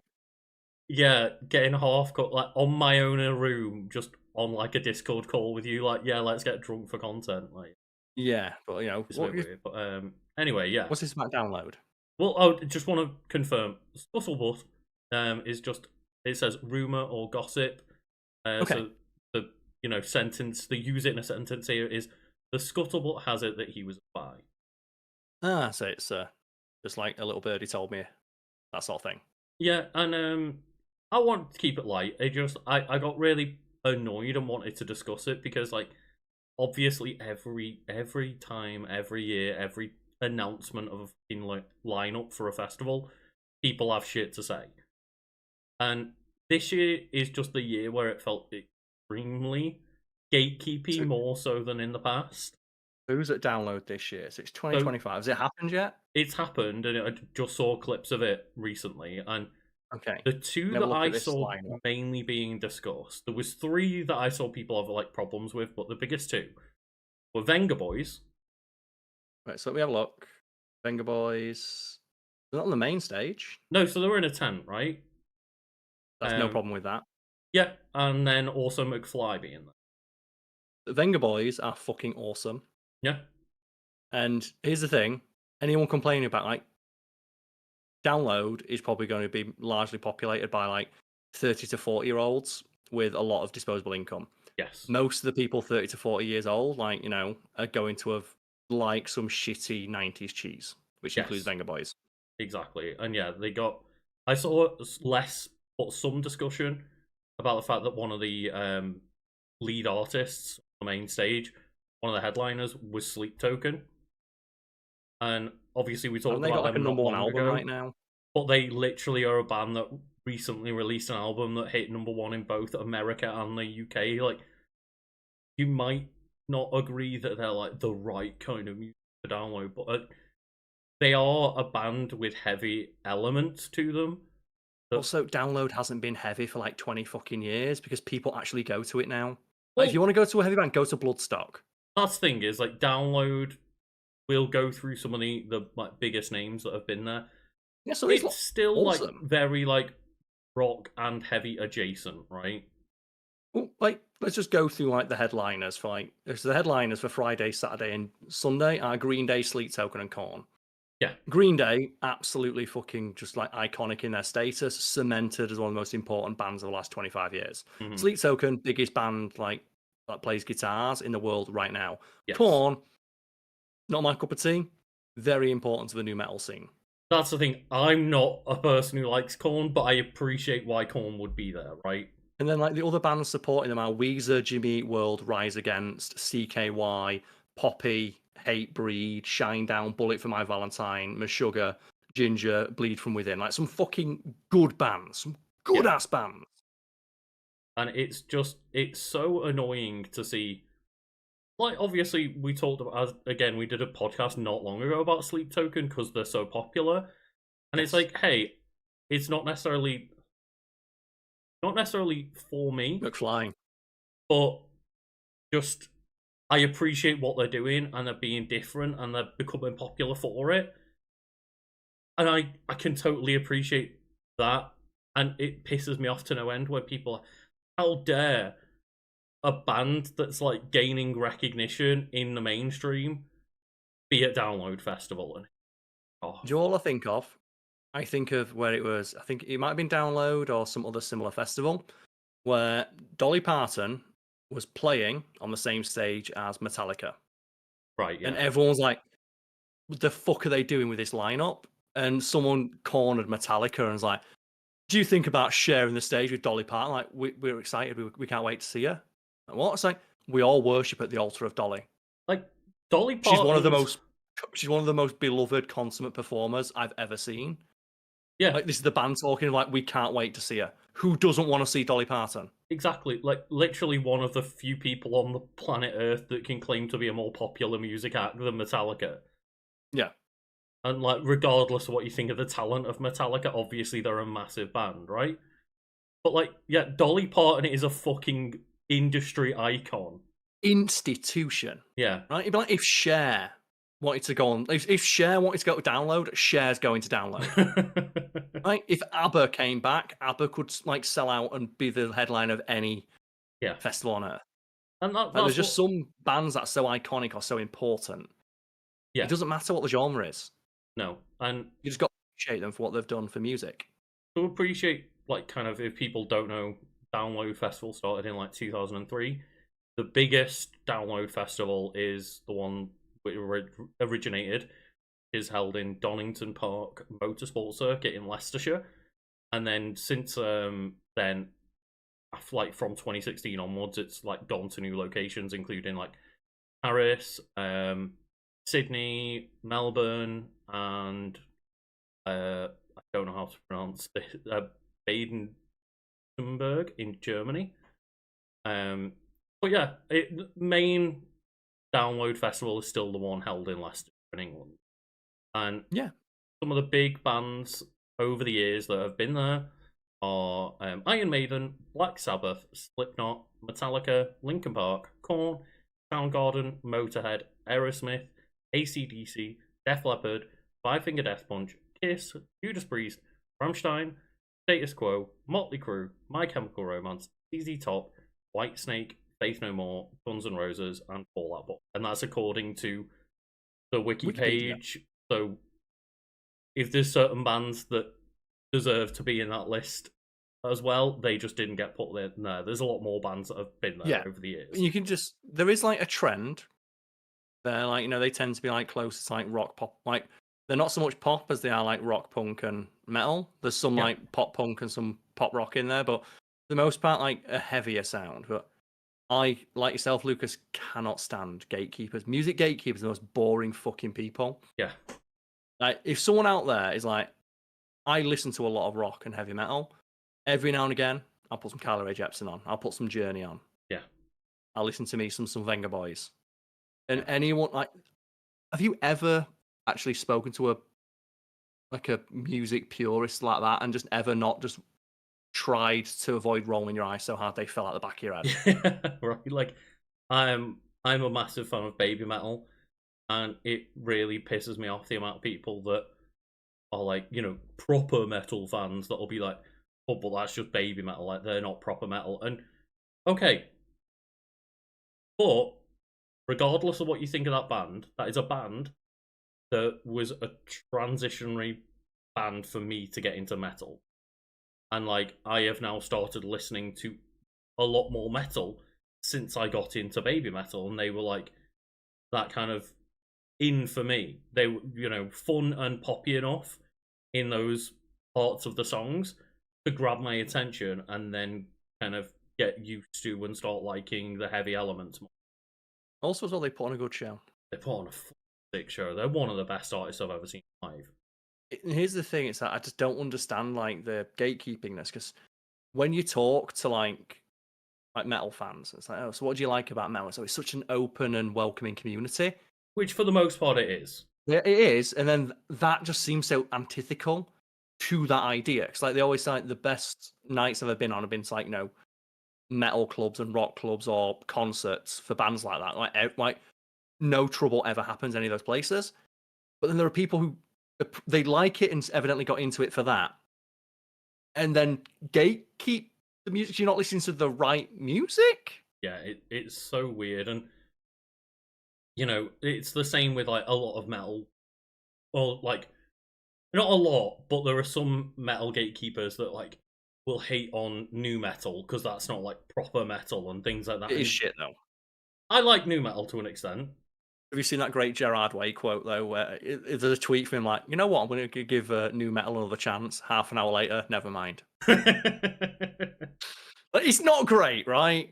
It's not great. But there are great songs and great artists that are in the new metal genre. Like you've got to give a band like Linkin Park their credit, or Hey, Joe, what? Linkin Park again. Always gonna have icon status because they did the final song to Transformers 1, which might be the most 2000s ending to a film. So they have cemented their place in culture.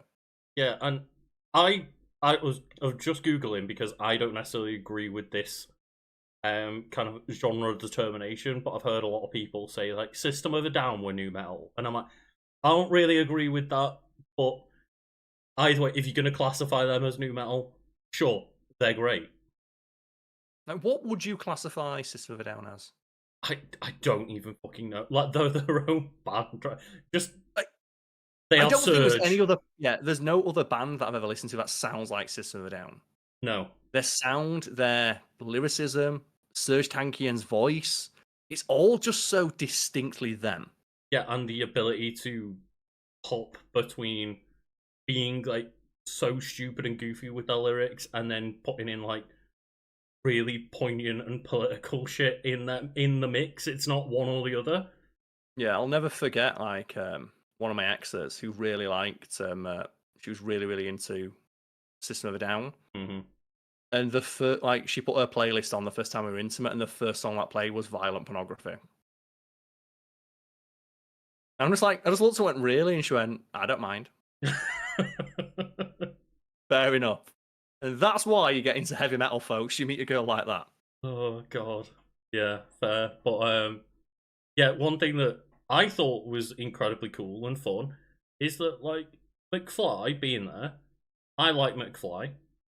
We talked about this last time with Sleep Talk. We like McFly, we don't like Charlie. Oh yeah, Was he from like Busted? Charlie's from Busted, right? Okay. Isn't McFly now a supergroup? Or are they separated again?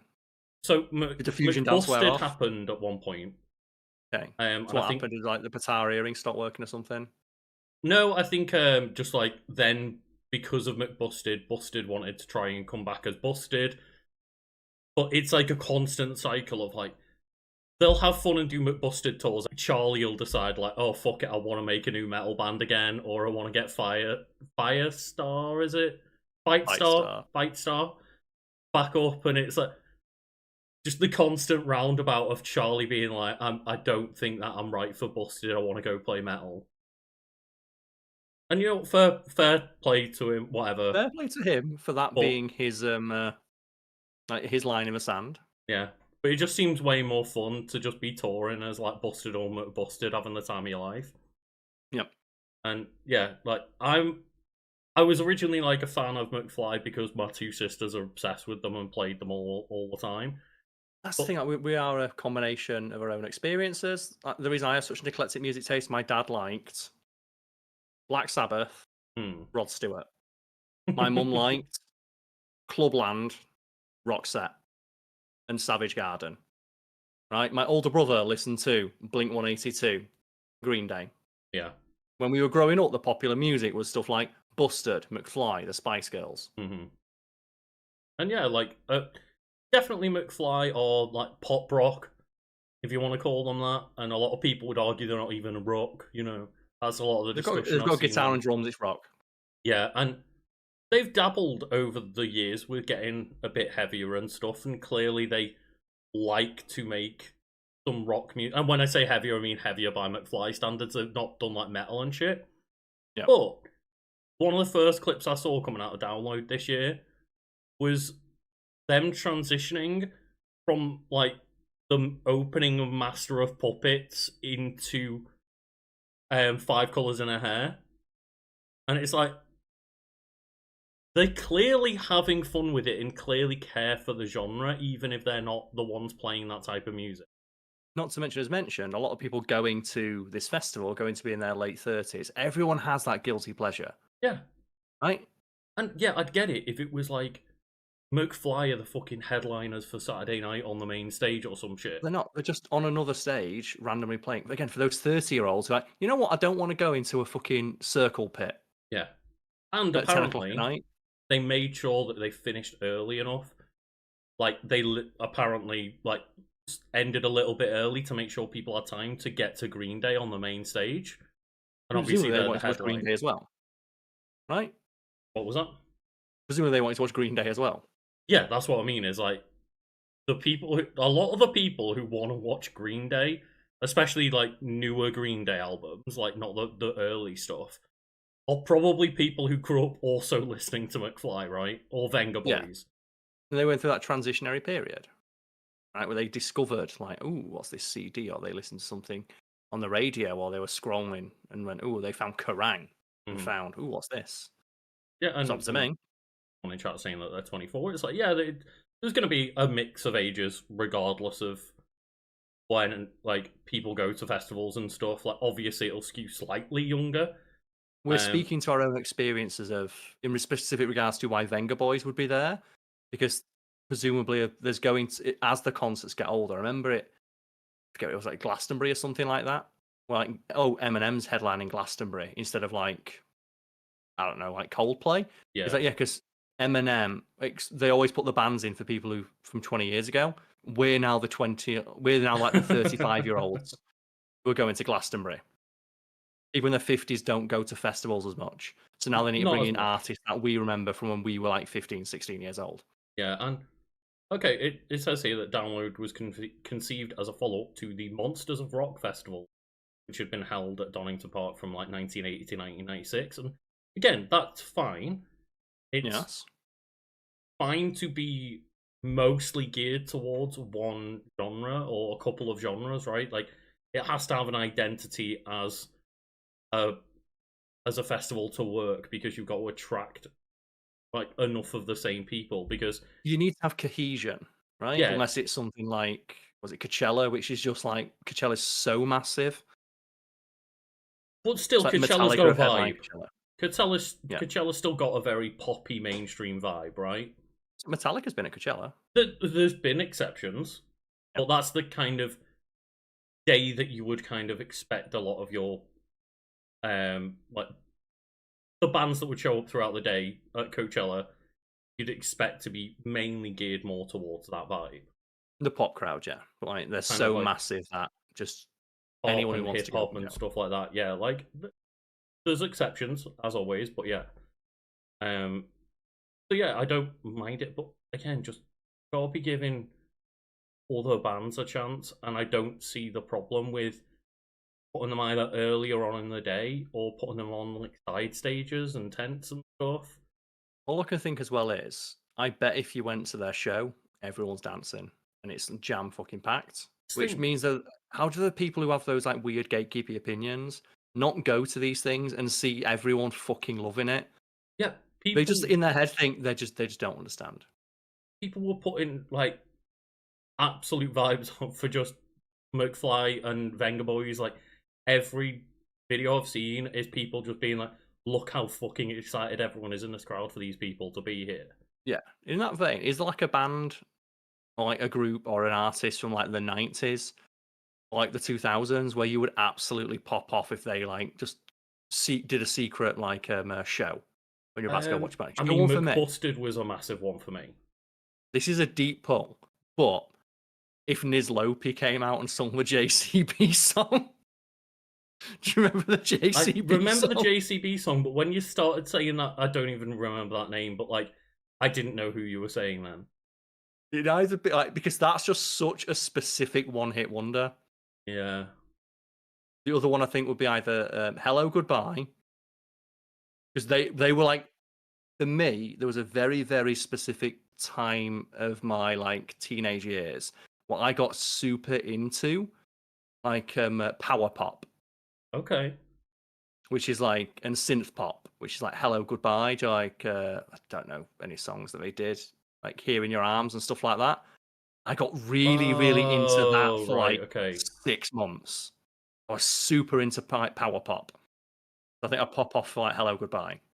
Fair enough, yeah. I think as just a throwback to my childhood, I probably wouldn't go and watch them, but I'd be happy to see that they reunited for S Club / S Club 7.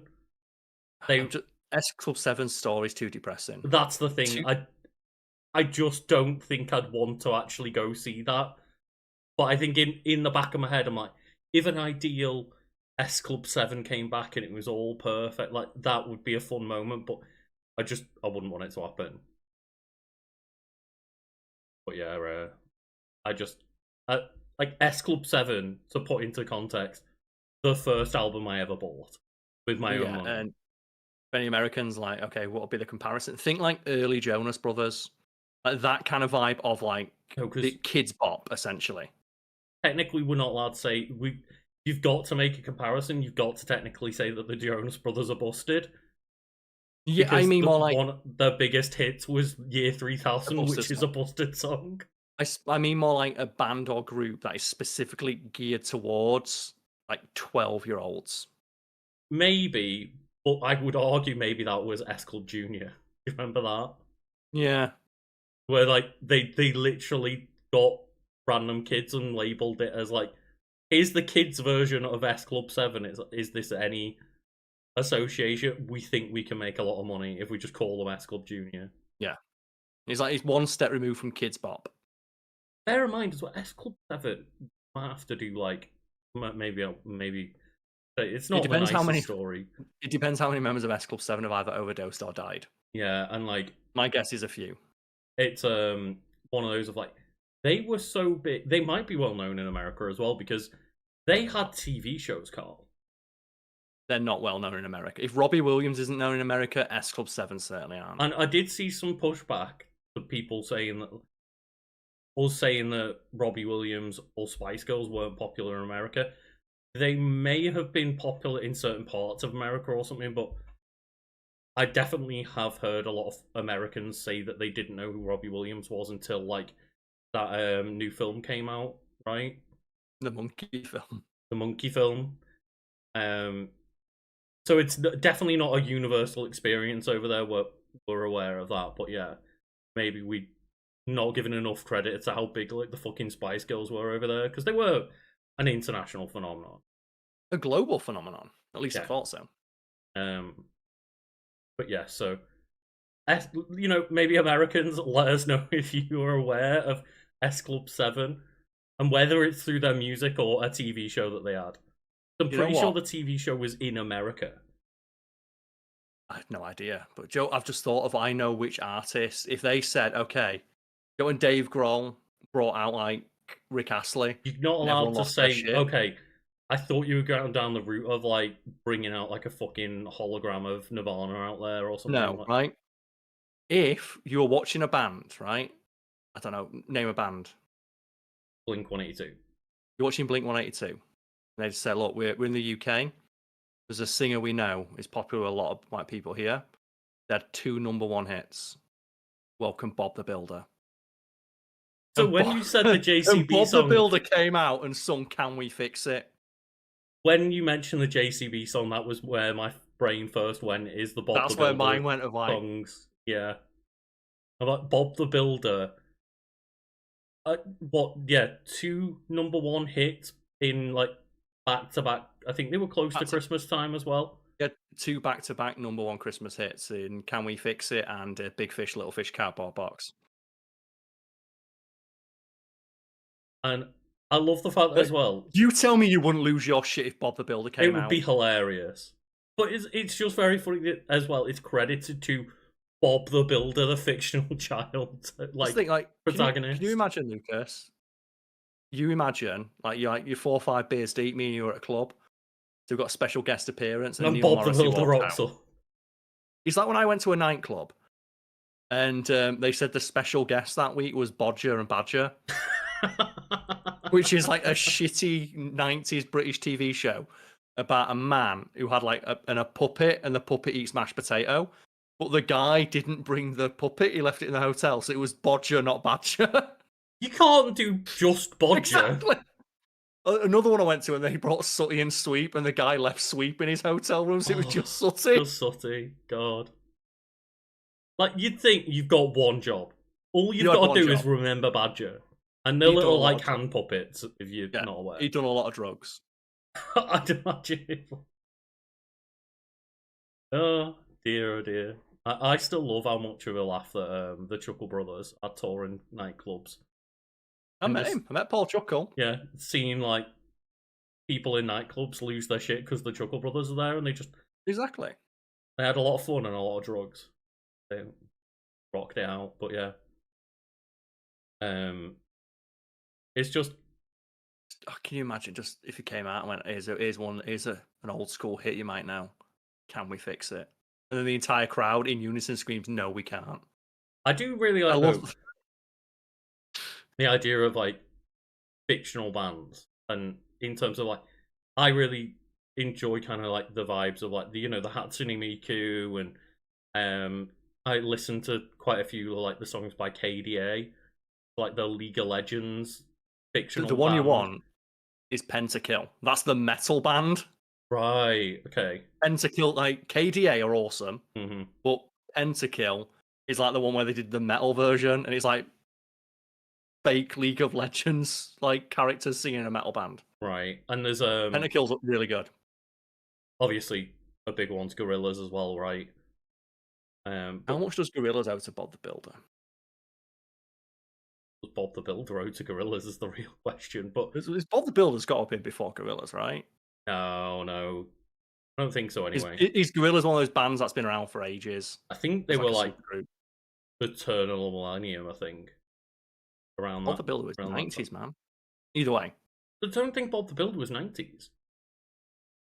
You know what, Karl? Either way, I'll look it up.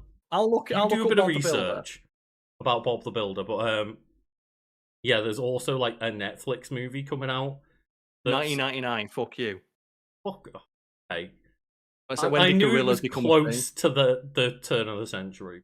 Gorillaz formed 1998. Damn it. Yeah. Okay. 1 year. I knew they were both around that time period, but yeah. Yeah.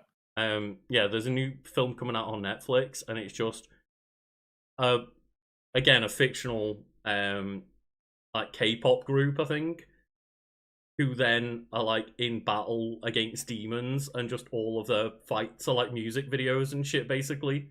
That sounds awesome. I was like, I can't wait for that. And I think it looks like it might be done by like Sony, like the team who did like Spider-Verse and shit like that. Fuck yeah, I'm down. So it looks super crisp either way, regardless of that's the actual animation team or not. It looks really nice. And I can't wait for that movie to come out. I'm like, yeah, I'm just gonna vibe out and watch this like cool fucking like K-pop-esque battle dance. It's like routine. KDA is a band. Like their music videos are actually sick because like the League of Legends, like it's got League of Legends money. The music videos for KDA are actually incredible, and they have like the models of like Jinx and stuff doing like full fucking K-pop routines. Yeah, they're awesome. So that's like for a reason I like Blackpink. Because an ex of mine, like, during the pandemic, we got that like dance game. What is it? Just Dance for the Switch, right? I think it is. Switch, it'll probably be Just Dance, I guess. Yeah, it was Just Dance, and we learned like a couple of the dance routines, and I'm like, who the fuck is this KDA band? Who are they? Mm-hmm. We learn one of the dancers from that, and the other one is like Blackpink. So we like Blackpink, so I had to learn one of their routines. And that's the thing, right? Is like, if you asked us like, what kind of music do you like? The first answers that we'd say are probably things like rock and metal and pop punk. The type of things that are at download. But then we're also sitting here talking about like how much we enjoy listening to things like KDA. It's like people can have eclectic music tastes, and there's no reason to not lean into that a little bit. Well, I mentioned something earlier, like my mum listened to the singer Roxette. Mm-hmm. And a band that I like is one called Amaranth. And they're like, I don't know how to describe them, but like a heavy metal band with like a female singer. She's really good. They recently dropped a cover of Roxette's "Fading Like a Flower." So even the bands that are like the singers and the people making the music, these heavy bands, like these songs because presumably when they were growing up, they similarly had an eclectic music taste informed by the taste of their parents and stuff. Yeah, and it really annoys me again when you like look at clips of McFly on stage having fun and playing a download where they got into like doing a Rage Against the Machine cover of Killing in the Name.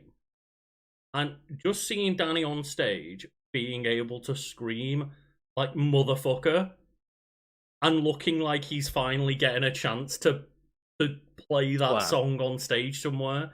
And it's like you can tell that they are fans of those genres and that they want to be there because they're celebrating that kind of music, not just because it's a gig, right?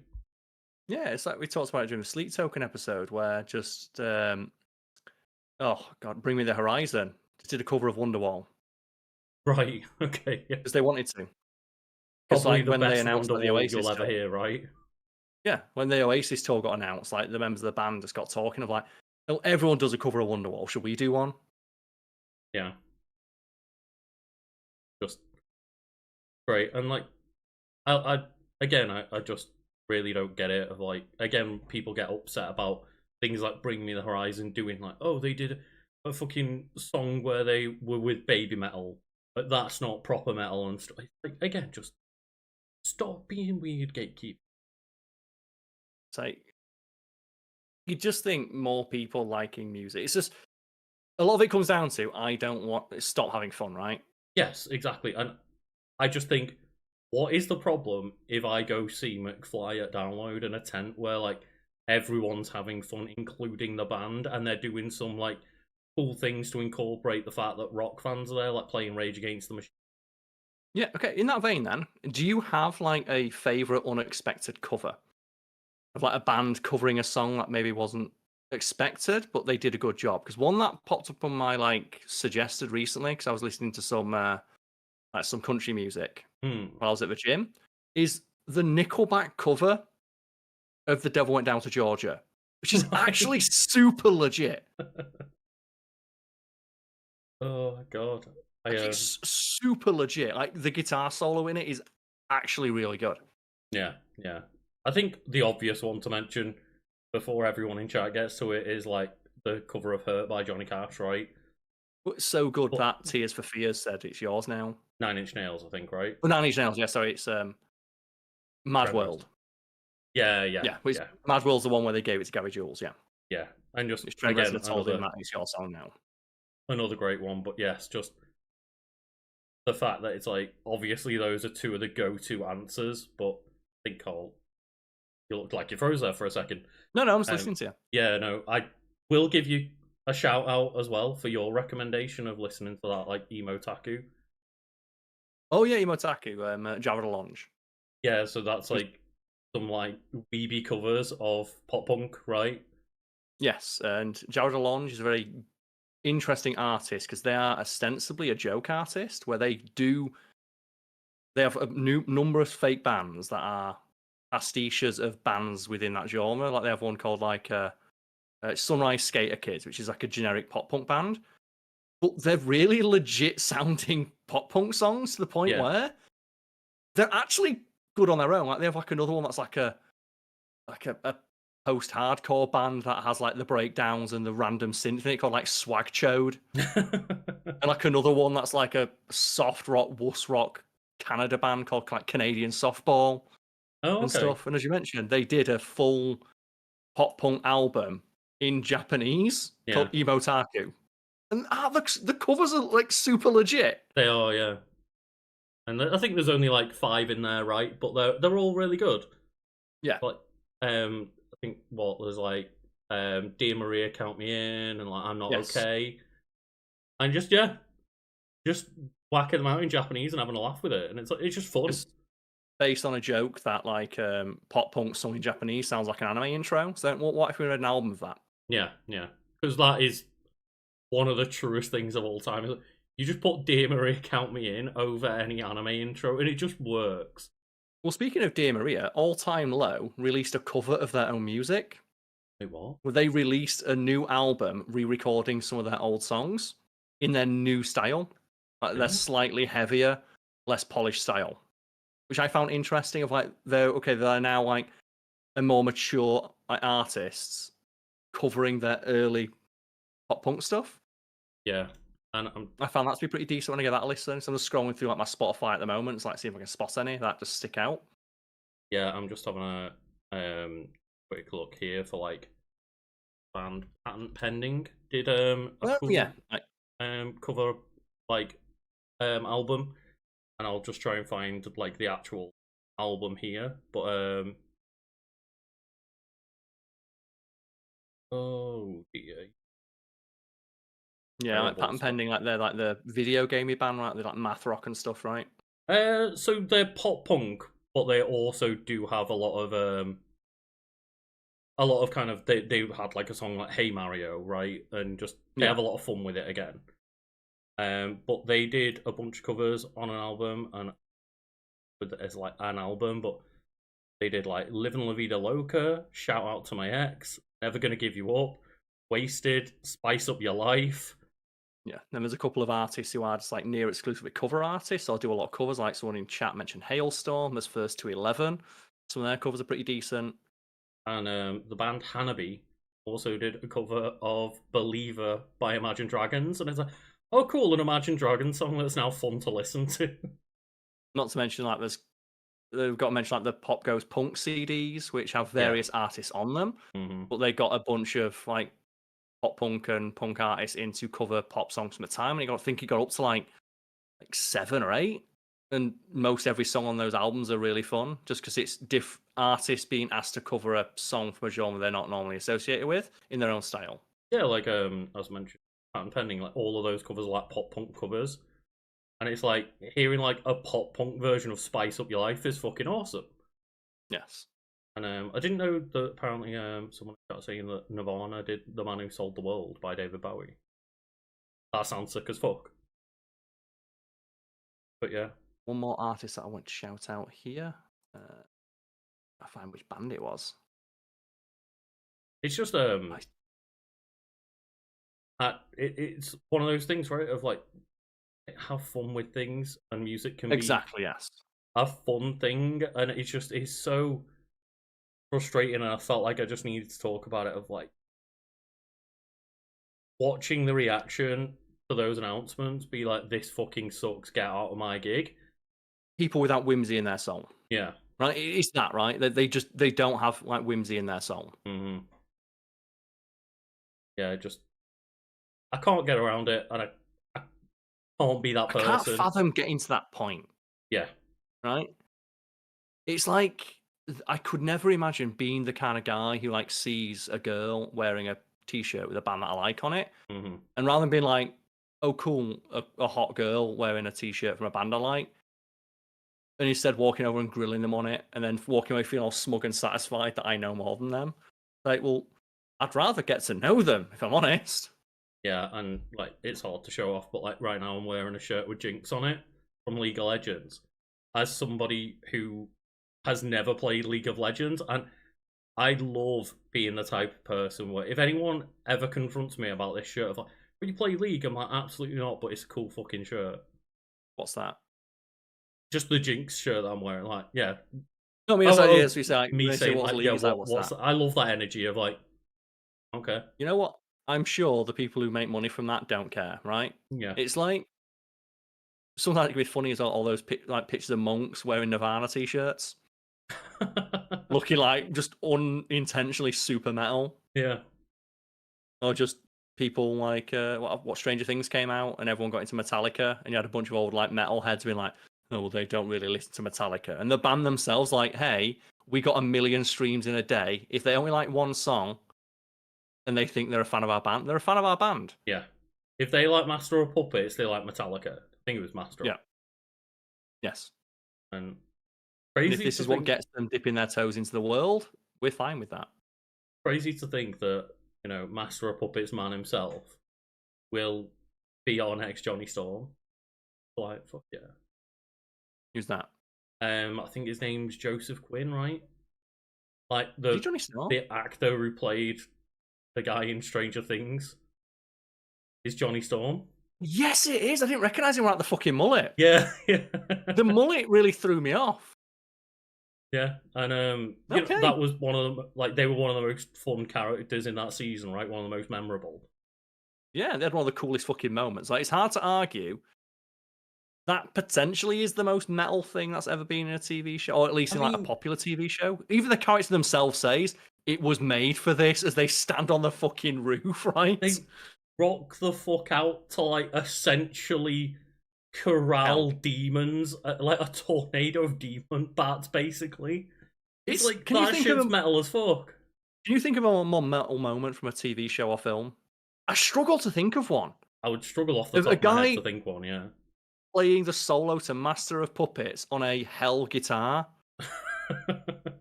as infinite demons come towards him, wearing like a fucking AC, like a demon horn t-shirt, right? Yeah. But I mean, obviously, I really like Stranger Things. I think for the most part the show's really good, and I wish they wouldn't take 3 years between each season, but yeah, here we are. It's like, yeah, that shit's so cool. That just obviously the whole kind of vibe of that. I can't even remember what the underworld thing is called now. The Upside Down. But the whole vibe of the Upside Down is metal anyway. But then adding like Master of Puppets into the mix, it's like, what more could you ask for? It should be pointed out as well that the guy legit played it for real. Oh, did he? He learned Master of Puppets. He played it for real, yeah. He insisted on playing it for real. They cut in and out, like, it's not him playing it live, but he did record himself playing it, and they interspersed it with actual Master of Puppets sound. But he did go on stage with Metallica and play it live with the band. That looks really cool.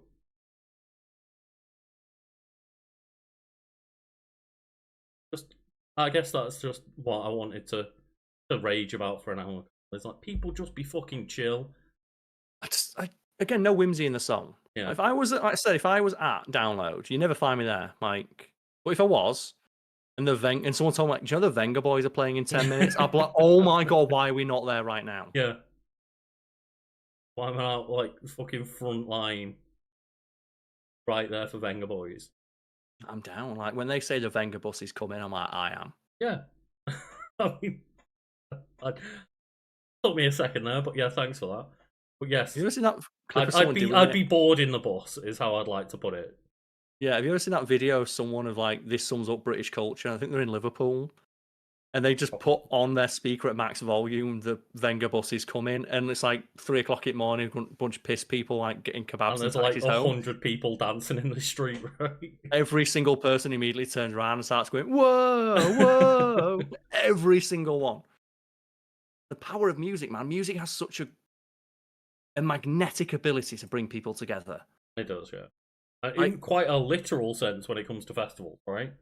Like, the amount of times where I've been like at a club or a concert, and just you randomly grab someone next to you and just sing along. Mm-hmm. It's like a song that you like, right?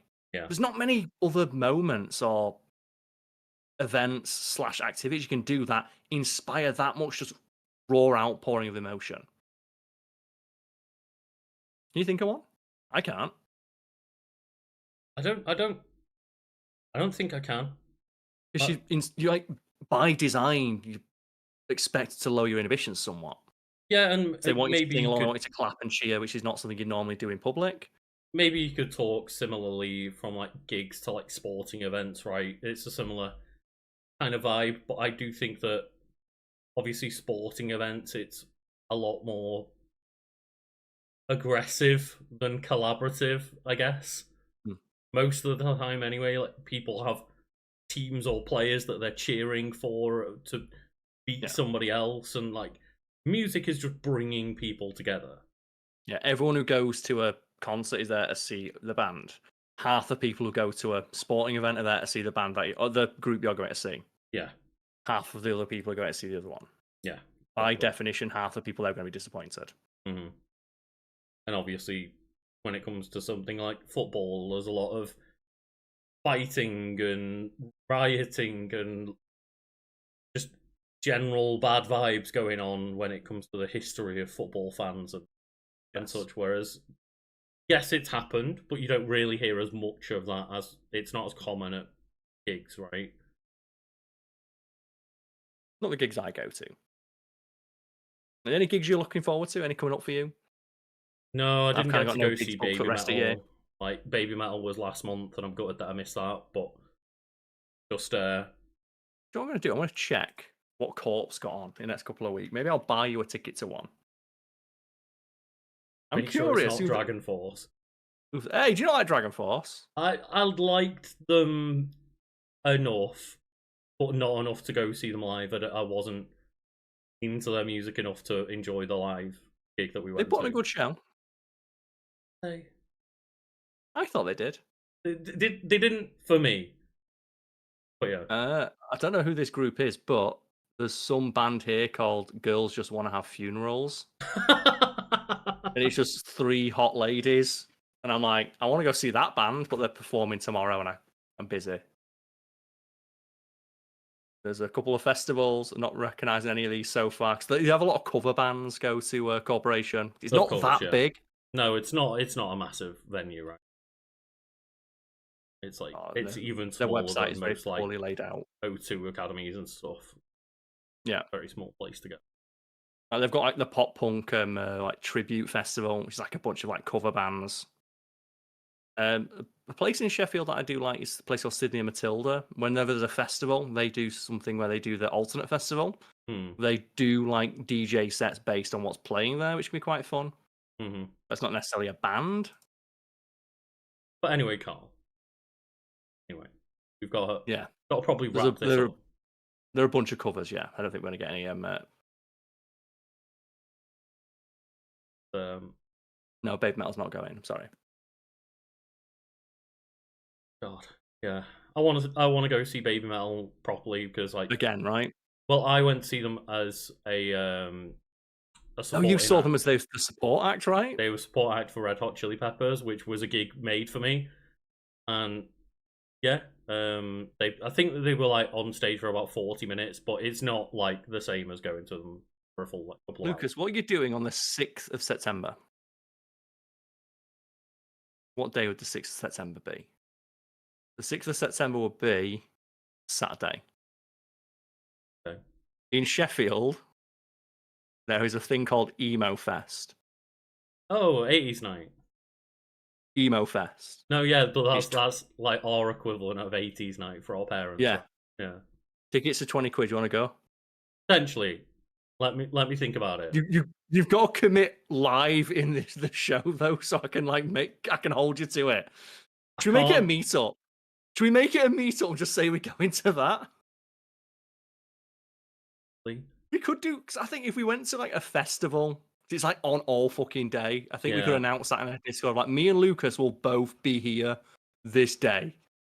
But I feel bad making it like an official like meetup and come with it because like I don't know how many would turn up and how like. I bet if I called them up, I could get us on the poster. I feel bad making people come down to like potentially not see us for very long, right? They get to enjoy Emo Fest. They're gonna have a great day. It's true. I felt really guilty hearing how long people had travelled for like when we did a Fat Fiend event. There's a band here called Nick Cage Against the Machine, which is the Nicolas Cage theme Rage Against the Machine cover band. Do you want to go see them? Karl, we'll discuss this off air. I'm leashing you in. Thank you for watching, everybody. See you all next time. For watching. And remember, don't be a fucking gatekeeper asshole. No, especially not with our stuff. I'd be so mad if someone's being gatekeeper with our content. I'm like, you're not a real Fact Fiend or Wiki Weekends fan. Did you watch them when Karl was like an alcoholic in his kitchen? And on that note, thank you all for listening and thank you all for watching. Cheers, everybody.